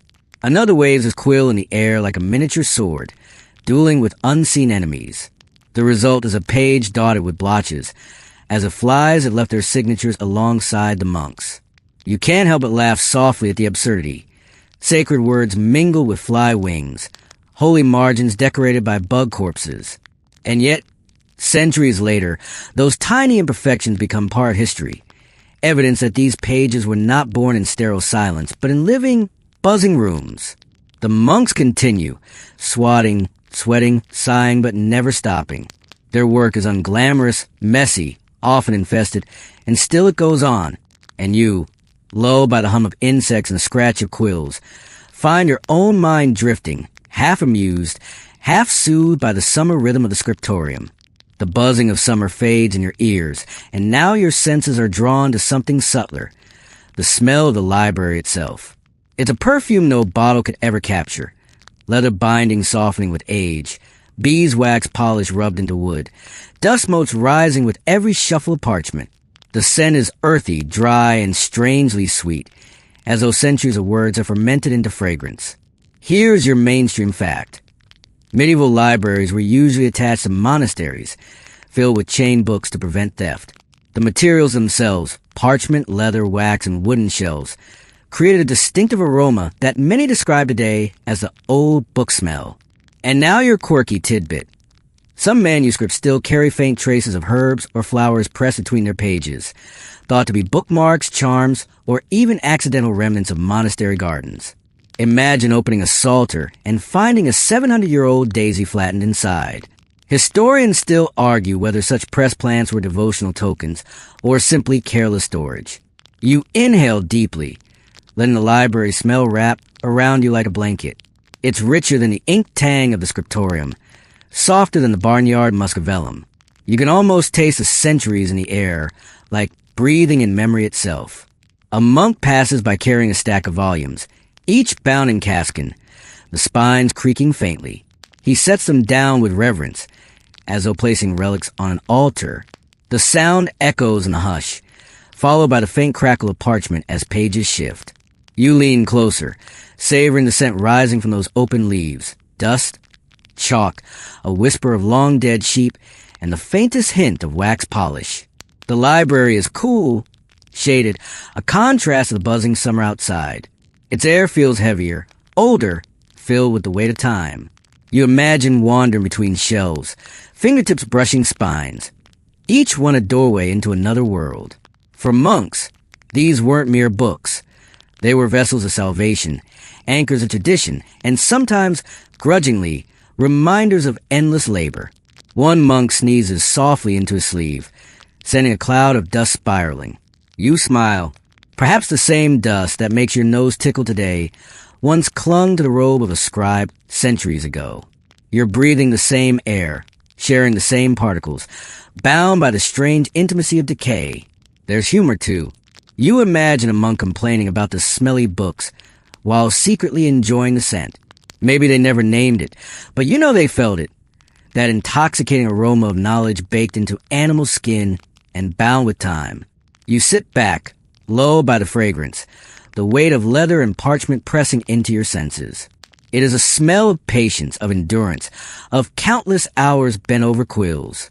It whispers, you're safe here. The world outside is chaos, but here, words endure. And so you close your eyes, the scriptorium fading behind a haze of old book smell, until even your thoughts move slower, like dust drifting in sunlight. The scent of the library clings to you as the day tilts toward night. The bells of Compline have long since faded, yet the scriptorium still glows with wavering lamplight. The monks remain at their benches, unwilling or perhaps ordered, to finish just one more page before rest. Their faces gleam with the amber light of oil lamps, shadows stretching long across the desks. Here's your mainstream fact. Monks often work by lamplight or candlelight after prayers, especially when deadlines for patrons loomed. Oil lamps burn olive oil or animal fat, giving a steadier light than candles but producing smoke and an acrid smell. Now your quirky tidbit. Some manuscripts actually contain faint burn marks where a lamp or candle tipped too close, singeing the parchment. In one, you can still see the shadow of a flame-shaped scorch, as if the book itself tried to remember the near disaster. Historians still argue whether evening work was encouraged or criticized. Did it show devotion, or did it risk too much error and fire? You sit in the corner, watching as the monk's eyelids droop in the flickering glow. One pauses, quill frozen midward, head nodding dangerously close to his parchment.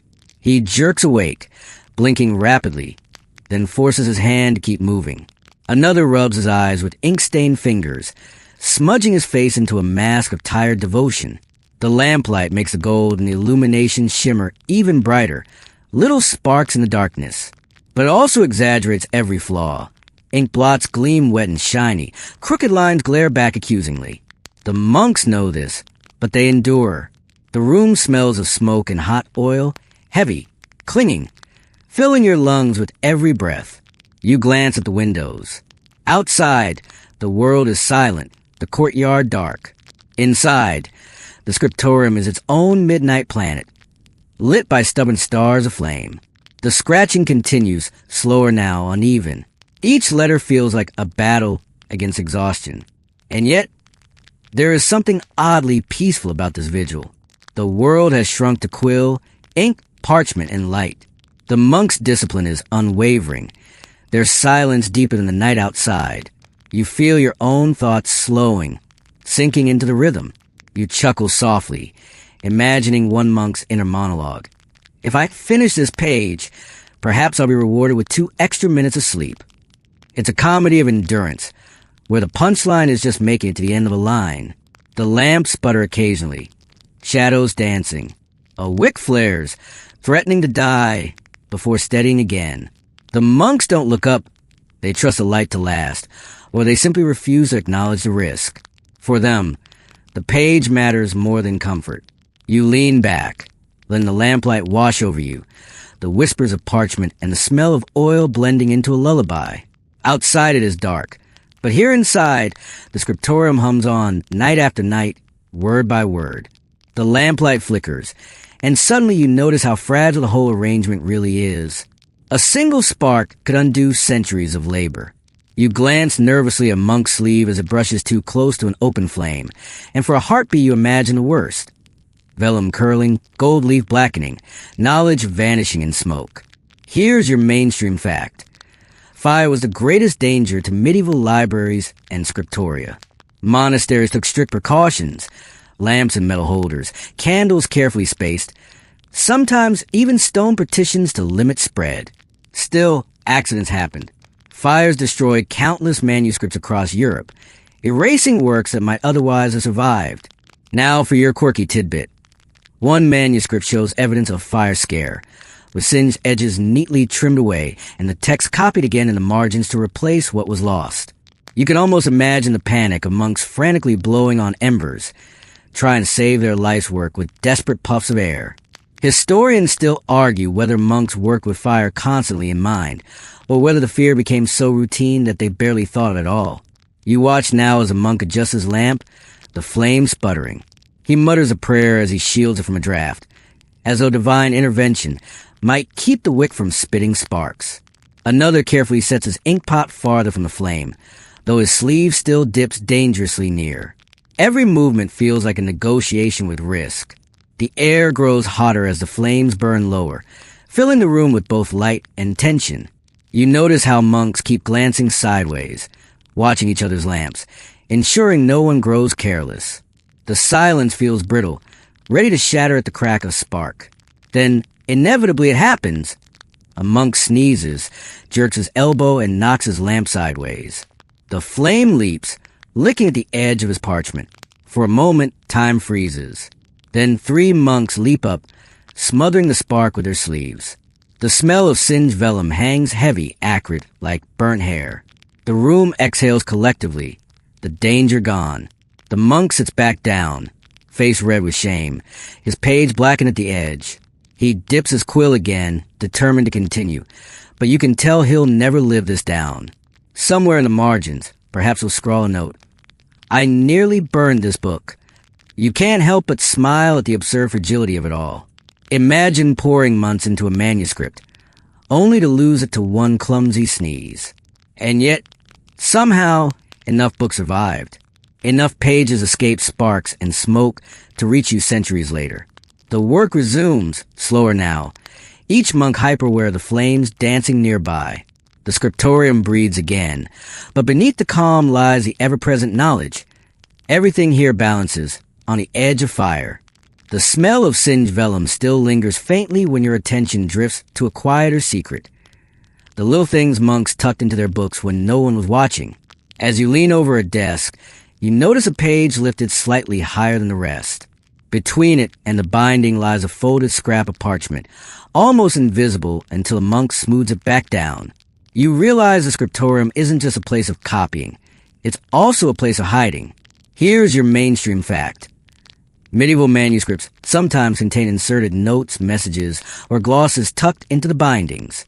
These could be corrections, personal prayers, or instructions to future readers. They turn books into both sacred texts and private notebooks. And now your quirky tidbit. Some hidden notes were surprisingly cheeky. One scribe wrote, "This parchment is awful. May whoever prepare it burn in hell," before sliding the scrap behind a binding. Another doodled a crude caricature of his abbot. Historians still argue whether these were tolerated as harmless outlets or carefully concealed to avoid punishment. You watch a monk slide a narrow slip of vellum into the seam of his manuscript. His face betrays nothing, but you wonder, what did he write? Was it a confession, a complaint, a joke?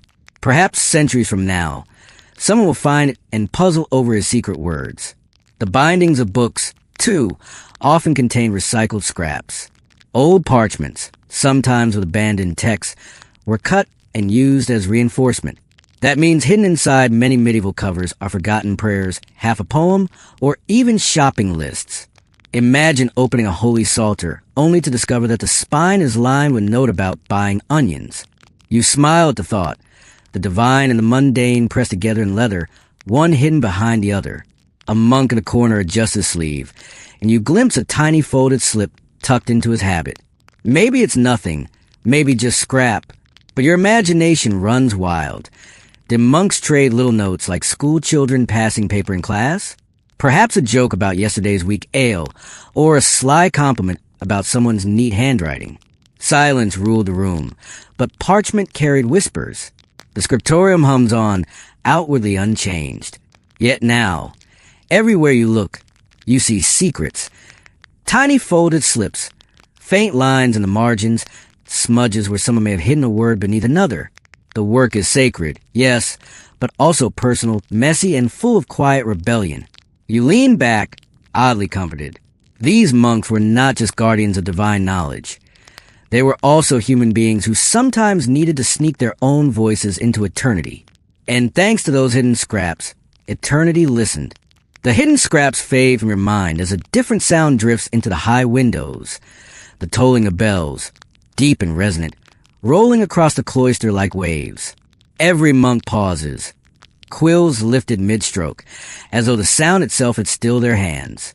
Then, almost in unison, they rise from their benches and file silently out. You follow, curious, into the rhythm of monastic prayer. Here's your mainstream fact. Benedictine monasteries divided their days with the Liturgy of the Hours, also known as the Divine Office. 7 times a day, monks gather to chant psalms and prayers, breaking their labor with intervals of worship. The hours structured everything, when to eat, when to copy, when asleep. Now your quirky tidbit. Some manuscripts contain doodle musical notes in the margins, little sketches of neumes, the medieval precursors to notes on a staff. These weren't part of the main text, but probably reminders or practice scribbles for monks who sang daily. Historians still argue whether the strict routine of prayers was uplifting discipline or weary monotony for those stuck in the Scriptorium. You watch the monks shuffle into the chapel, where candles glow brighter than in the workroom. They begin to chant in low, resonant voices, the words rolling together until Latin becomes a river of sound. The acoustics of stone magnify every syllable, turning even a whisper into something holy. You feel the vibration in your chest, slow and steady, like a heartbeat imposed from outside. It's mesmerizing.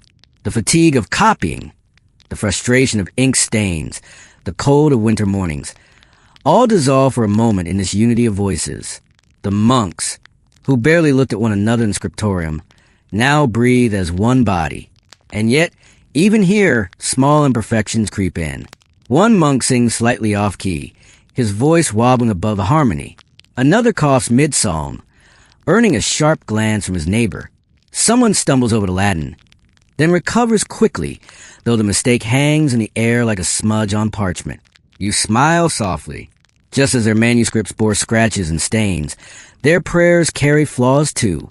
But the beauty lies in persistence, not perfection. The service ends, the bell tolls again, and the monks file back to their desks. The chanting still echoes faintly in your ears, lingering like incense smoke.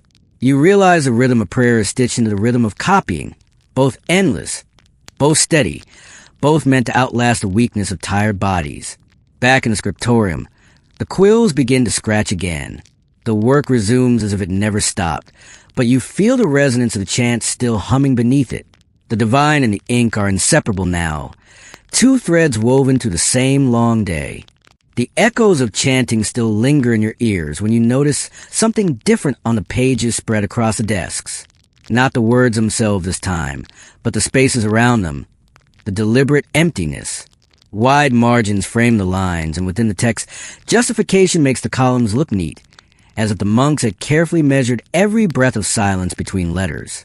Here's your mainstream fact. Medieval scribes devoted great care to spacing. Margins provided room for glosses and commentary, while justification, stretching or compressing letters, kept columns aligned. This was both practical and aesthetic, giving the page a visual harmony. Now for your quirky tidbit. Sometimes the spacing went comically wrong. One monk, realizing too late he was running out of space, squashed the last few words into a tangled knot at the bottom of the page. Another, too generous at the start, left huge blank gaps, which he filled with doodles of animals to avoid looking careless. Historians still argue whether such choices reflected personal style, or whether abbots imposed strict rules on spacing. You lean closer to one page, marveling at the precision. Letters stretched like dancers, their limbs elongated just enough to keep the margins straight. In another spot, they huddled tightly, squeezed together as if shivering in the cold. Each adjustment betrays the scribe's awareness of space, the struggle between freedom and order. A monk across the room sighs as he realizes his line is ending too soon. He scratches a final word with absurdly long tails, making each letter strut across the page like a peacock. You suppress a chuckle. The effect is both elegant and ridiculous, a reminder that even the most solemn work had its comic edges. The margins themselves invite reflection. Empty space isn't wasted here. It's an opportunity. Glosses creep in, tiny notes by later readers, sometimes clarifying, sometimes correcting. One margin holds a tiny hand with a pointing finger, drawn to highlight an important passage. Another has only silence, the whiteness itself as calming as the chant you heard earlier. The monks glance at each other's pages, their pride staked not only on accuracy, but also on beauty. Who can keep the neatest margins? Who aligns the lines most perfectly? You sense an unspoken competition, one that keeps quills moving steadily long into the evening. You imagine how a modern reader might react. Why not just type it? But here, spacing is art. Every line, every margin, every blank patch of vellum is deliberate. It's the medieval version of graphic design. except instead of fonts and templates, they had goose feathers and sore wrists. The room feels calmer as you absorb the balance of ink and silence, letters and space. You realize it's not just the words that lull you, but the harmony of the page itself. The monks understood something timeless. Silence is weight, and even emptiness can speak. The careful margins draw your eyes outward, but soon you notice what lies inside the pages themselves. Diagrams and charts. Not every manuscript is solemn words. Some bristle with strange shapes. Circles, ladders, wheels of fortune, even crude maps of the known world squeezed between lines of text. They look almost playful, but you know they carried meaning. Here's your mainstream fact. Medieval manuscripts often included diagrams to explain theology, philosophy, or science. Circular charts map the harmony of the cosmos. Genealogies trace biblical lineages, and calendars marked feast days.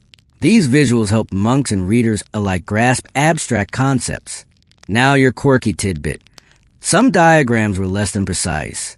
A few surviving world maps show monsters lurking at the edges, like whales with dog heads or men with faces in their chests. One monk even drew a comically lopsided ladder of virtues, with a rung shrink halfway up, as if he lost patience with geometry.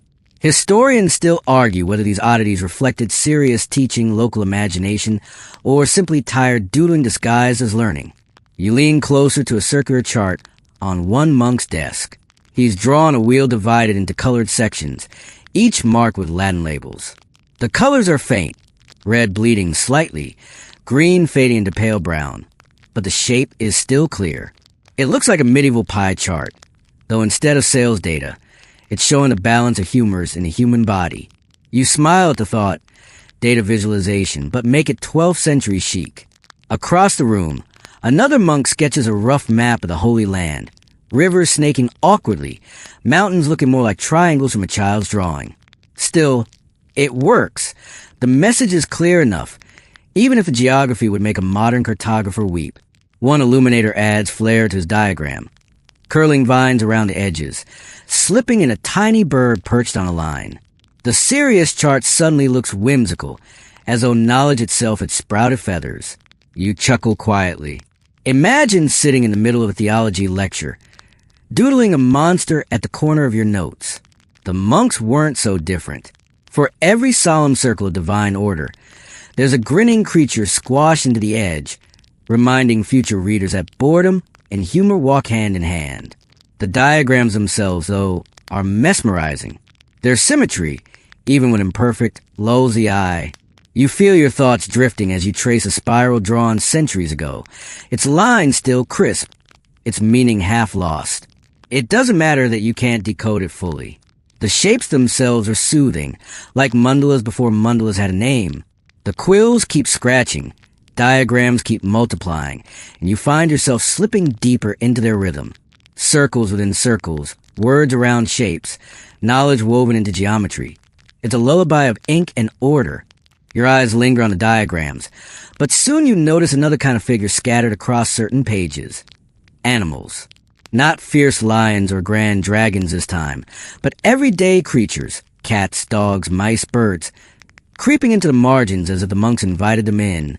Some are painted with surprising care, others scribbled hastily, little more than sketches, yet all carry the same strange charm, reminders of the living world intruding on the stillness of ink. Here's your mainstream fact. Medieval manuscripts often featured bestiary illustrations, where animals were drawn not just for decoration, but to embody moral lessons. Cats represented watchfulness, dogs loyalty, owls darkness or folly. Monks copied these stories as a way to fold natural history into theology. Now your quirky tidbit. Real animals sometimes interfere directly. There are surviving manuscripts with paw prints pressed into the margins, almost certainly from cats walking across drying ink. One even has a splotch of urine, with a furious note from the scribe cursing the cat forever. Historians still argue whether the abundance of animal imagery was devotional, didactic, or simply playful escapism. You watch as a monk carefully sketches a rabbit beneath a column of Latin text, its ears perked as if listening to the holy words. Another draws a bird mid-flight, wings spread across the margin like parentheses embracing the page. The creatures look alive, playful intruders in a world of solemnity. Your mind wanders to the real cats that likely prowl the cloister, hunting mice in the granary, slipping into the scriptorium when the door was left ajar. You can almost hear the scrape of claws on stone, the faint purr as one curls under a desk for warmth. Perhaps the monks tolerated them, perhaps even cherished them, though parchment and cats were a risky mix. There's humor, too. You glance at one illumination where a monkey dressed as a bishop raises its hand in blessing.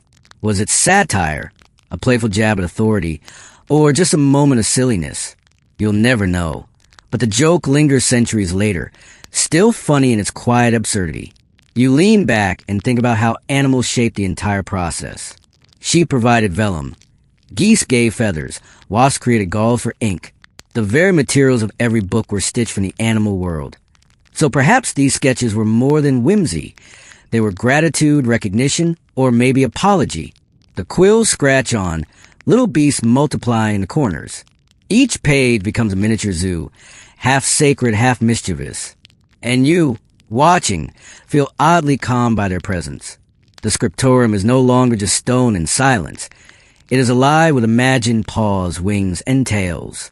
The menagerie of rabbits and paw prints fades as your focus shifts to something less whimsical, but equally telling. The marginal glosses. Here, not doodles or saints, but tiny words, smaller than ants, crammed between lines or curling around the edges of text. They look like secret conversations whispered in the shadows of the main script. Here's your mainstream fact. Glosses were notes, explanations, or commentaries added in margins, often by later readers. They turned manuscripts into layered dialogues, with generations of scholars and monks writing over and around each other. Some glosses clarified obscure theology. Others translated tricky Latin words into local vernaculars. And now your quirky tidbit. Glosses sometimes drifted into gossip or complaints. One monk, exasperated, wrote, "This author lies." Another jotted, "I don't understand this." Still another, clearly exhausted, scribbled, "This is a long text, isn't it?" Historians still argue whether glosses were encouraged as part of study or frowned upon as defacement of sacred pages. You lean over a manuscript where the margins crawl with miniature handwriting. Words stack so tightly, they resemble ivy creeping up a wall. The original text is dignified, central, orderly. The glosses, in contrast, sprawl at odd angles, bursting with energy, refusing to stay confined. They feel alive, argumentative, noisy. A monk dips his quill and adds another gloss in the bottom corner. Squinting in the dim light, he pauses, scratches his temple, then writes a single exasperated line. Too many words. You smile. It's a medieval equivalent of scribbling TLDR in the margin of a textbook. Other glosses reveal the intellectual life of the monastery. Here, a tiny translation from Latin to Old French, bridging languages. There, a cross-reference to another book entirely. Proof that monks thought in networks long before hyperlinks. One margin even has a quick sketch of a pointing hand, directing the reader's gaze, the medieval emoji of emphasis. The pages look like palimpsests of thought, one voice layered over another, the past arguing with the present. You imagine the monks flipping through these volumes centuries later, chuckling or frowning at the scribbles of their predecessors, perhaps adding their own rebuttals in even tinier script. There's humor in the chaos, too. You spot a gloss that simply reads, "Nonsense." Another counters with, "Not nonsense." A medieval flame war, contained neatly in the corner of a holy book. You lean back, lulled by the idea that even the most sacred manuscripts weren't silent. They buzz with commentary, correction, frustration, and wit. They carried not only the intended message, but also the traces of readers who couldn't resist answering back. The quills keep scratching, glosses keep sprouting, and the scriptorium hums with voices both heard and unseen. The margins, like the monks themselves, refuse to remain silent. The margins buzzing with glosses draw your attention back to the materials themselves. Beneath every word, beneath every doodle and diagram, lies the skin of animals, stretched, scraped, polished into parchment. You run your hand along the surface, smooth in some spots, rough in others, faint hair still visible where the knife didn't quite finish the job. Here's your mainstream fact. Parchment was made from calf, sheep, or goat hides. Skins were soaked in lime to loosen hair, stretched on frames, and scraped thin with curved knives until translucent. The result was durable, flexible, and able to hold ink for centuries. Now your quirky tidbit. Not all hides were perfect. Some sheets carried scars from old wounds, insect bites, or stretch marks. In manuscripts, you can still see faint circular marks where a cow was once bitten by flies. Historians still argue whether scribes care about these blemishes, or whether they embrace them as natural features of the page. You watch a monk hold a new sheet up to the light, translucent like wax paper. He frowns at a scar running across the surface, then shrugs. He adjusts the script around it, as if respecting the memory of the animal. Another monk rubs chalk into a sheet, smoothing the texture before beginning. The powder drifts upward like snow, settling on his sleeve. The smell of parchment is ever present. Musky, faintly barnyard, tinged with lime. You wrinkle your nose, then breathe deeper. Oddly, it's comforting, earthy. These pages don't hide what they are. They whisper their origin with every stroke. You picture the labor behind each sheet. Farmers raising herds, tanners soaking skins, craftsmen stretching frames.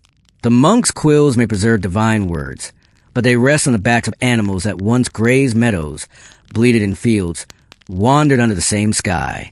Books are not only human voices. They are echoes of past creatures too. One monk sighs, running his palm across a particularly hairy sheet. He mutters something under his breath, probably uncomplimentary. Another scratches away at a tough patch, his knife squeaking on the surface like chalk on slate. The imperfections frustrate them, but they persist because parchment is too valuable to waste. You smile faintly, imagining how many sheep went into a single Bible. Dozens? Hundreds? Each page a ghost of wool and meadow, pressed into service for eternity. It's a strange kind of immortality. Sheep reborn as scripture. The monks dip quills again, their words soaking into animal skin, black ink binding human thought, the bovine memory. And you, sitting there, realize the Scriptorium is not just a factory of text, but a quiet communion between species, where every bleat and scratch becomes part of history. The smell of parchment lingers in your nose when your eyes drift to the tools scattered across each desk. Quills lie in little piles, knives glint faintly, and brushes for illumination rest beside bowls of pigment. It's a clutter that looks almost modern, like a messy artist studio. Yet every object here has a specific role in the dance of copying. Here's your mainstream fact. Scribes use goose, swan, or crow feathers for quills, trimmed carefully with knives to achieve just the right nib. Pen knives also serve to scrape parchment, erase mistakes, and sharpen points. Rulers and compasses help keep lines straight, while pumice and chalk prepared surfaces for ink. And now your quirky tidbit. Some monks grew oddly attached to their quills, naming them or scribbling complaints when a favorite finally split. There's even a marginal note where a scribe laments, "Farewell, my quill! May another serve me as well." Historians still argue whether these laments were jokes, ritualized language, or genuine attachment after months of use. You watch one monk now, holding his quill like a surgeon testing a scalpel. He trims the nib with tiny strokes, then tests it on a scrap of vellum, producing graceful loops. Satisfied, he dips into ink and continues, his movements as careful as any craftsman. Another monk fumbles, splitting his quill too far. He grimaces, tosses aside, and pulls a fresh feather from a bundle at his belt. The knives glint ominously in the lamplight. Yet they are not weapons here, but extensions of patience. You hear the scrape of metal on feather, the whisper of blade on skin, the clink of rulers laid against parchment. The room is a symphony of tiny sounds, tools answering one another. A brush flicks gold leaf onto a page, the squirrel hairs trembling under the illuminator's steady hand. Beside him, a compass scratches faint circles into vellum for a theological diagram. Even the humblest object, the pumice stone, adds its quiet rhythm, rasping across the page to smooth rough fibers. The benches look cluttered, yet everything has its place. The ink pot sits nearest the right hand, the knife at the ready, the ruler tucked beneath the parchment. It's an organized chaos, refined over centuries. You chuckle as you imagine monks quarreling over tools. Who took my knife? That was my best quill. Human frustration surely spilled as often as ink. And perhaps, centuries later, archaeologists will unearth little piles of snapped quills and cloisters and recognize them for what they were. The debris of devotion. You lean back, soothed by the sight. Tools lie silent, but they tell their own story of hands that shaped, sharpened, scraped, and polished. They remind you that behind every perfect letter was a messy desk, and behind every holy book, a pile of broken feathers. The scattered tools glint faintly, but the real weight of the scriptorium lies not on the desks. It lies on the men themselves. You glance around and notice faces etched with lines far older than their years. Monastic life was harsh, and the toll shows in ink-stained fingers, stooped backs, and weary eyes. Mortality hangs quietly here, just as surely as candle smoke. Here's your mainstream fact. Scribes often recorded notes about their own health or the deaths of fellow monks directly into manuscripts. These were not official obituaries but personal entries. Brother John has died, scribbled in the margins of psalters or commentaries. Books became silent witnesses to monastic mortality. And now your quirky tidbit. One monk wrote, "Pray for me, for I shall soon be with the dead," in the corner of a manuscript he was copying. Another wrote, simply, "The end of the book, thanks be to God, and also the end of my life." Historians still argue whether such notes reflected pious acceptance, morbid humor, or quiet despair after years bent over parchment. You watch as one elderly monk coughs, a deep sound rattling in his chest. He pauses, wipes his mouth with his sleeve, then dips his quill again.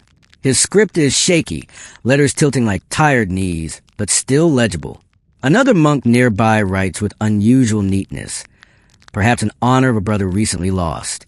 The absence is unspoken, but it hangs in the air like a shadow. The manuscripts themselves bear scars of mortality. Some books change handwriting halfway through, the neat strokes of one scribe giving way to a different hand entirely. Proof that the first had died before finishing. You trace a page where the style shifts, imagining the moment one monk laid down his quill for the last time, and another picked it up, continuing the words as though nothing had changed. The silence feels heavier now. Not just the quiet of discipline, but the quiet of memory. You can almost hear the unspoken thoughts. How many pages will I finish before my own ink runs dry? And yet, there's resilience too. The words march on unbroken, carrying names of saints and prayers of hope even as the hands that write them falter. The manuscript become both tombstones and lifelines, records of loss, but also proof that knowledge survives its makers. You chuckle softly, remembering one particularly blunt marginal note. "I wrote this while sick. If it looks bad, forgive me." Even in frailty, humor survived. The monks bow back over their work, breathing shallowly, letters filling the page. Mortality lingers here, yes, but so does endurance.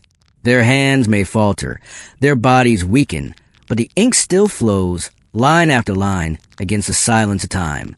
The shadows grow long in the scriptorium, and the air feels thicker now, as though the walls themselves are tired of holding silence. The monks still bend over their desks, but you can see the weight in their shoulders, the tremor in their hands. They are men living inside an endless rhythm. Bells, quills, prayers, meals, sleep, repeated until memory itself wears smooth. Here's your mainstream fact. Many medieval copyists worked their entire lives within this cycle, producing dozens of manuscripts over decades. Some remained anonymous. Others left their names in colophons at the end of books, humble signatures of men who spent years in obscurity to preserve words for others. Now for your quirky tidbit. A few of those colophons carry unexpected flair. One scribe ended with, "If you do not like what I have written, may you be cursed." Another wrote, "This book was finished in the year of the Great Famine. Pray for me." Historians still argue whether these flourishes were tolerated confessions of personality or rebellious breaches of discipline. You glance at one monk now, finishing a page. He leans back slowly, flexing stiff fingers, then scratches a short note at the bottom. "Thanks be to God, the end." His handwriting is shaky but firm, a tiny act of defiance against the fatigue that saturates the room. He sets his quill aside, exhales, and stares at the ceiling beams, perhaps wondering if tomorrow will look any different. or if it will be the same cycle, the same words, the same stains. The others continue, quills whispering, but the rhythm slows. The room is heavy with repetition, yet that very monotony carries a strange peace. There is comfort in the cycle, in knowing exactly what each day brings. The monks may tire, may complain in margins, may sneak doodles and jokes, but they remain steady. Their work is endurance disguised as prayer. You lean back, lulled by the constancy. The scratch of quills grows softer, the glow of candles hazier. The words themselves seem to fade into a blur, no longer distinct. Only a steady stream of black lines flowing across pale skin. The scriptorium feels less like a room now and more like a dream, endless, timeless, a tide of ink rolling on forever. And you, drifting with it, realize that this is a true story. Not heroics, not glory, but the quiet persistence of men who gave their lives to words, leaving behind ink stains, doodles, and whispers in margins. Imperfect human, but enduring. So now, as the candles burn lower and the monks fold their stiff hands in prayer, you let yourself breathe slower. The scriptorium fades, its scratches and smudges dissolving into quiet air. What remains is not the fatigue, not the cold or the buzzing flies, but the steady heartbeat of devotion that hummed through every stroke of the quill. You picture the manuscripts resting on shelves, their pages stacked like sleeping faces, each one carrying not just sacred words, but also the fingerprints, the jokes, the complaints, the humanity of those who wrote them. The ink stains are no longer messes. They're memories. The doodles are no longer distractions. Their laughter stitched into eternity. Even the errors and corrections, the scrape patches and crowded lines, remind you that perfection was never the point. Persistence was. And as you sink deeper into stillness, you feel that persistence brushing against you too. The rhythm of the scriptorium, slow and steady, becomes the rhythm of your own breathing. Each inhale is a line written, each exhale a margin filled with quiet. The monks vanish now, their benches empty, the lamps extinguished. The scriptorium is dark, but the words they left behind continue to glow in your mind like embers. You carry them with you, not to study, not to analyze, but simply to rest in. Let your eyes grow heavy, let your thoughts soften. The cycle of bells and prayers and quills is finished for tonight.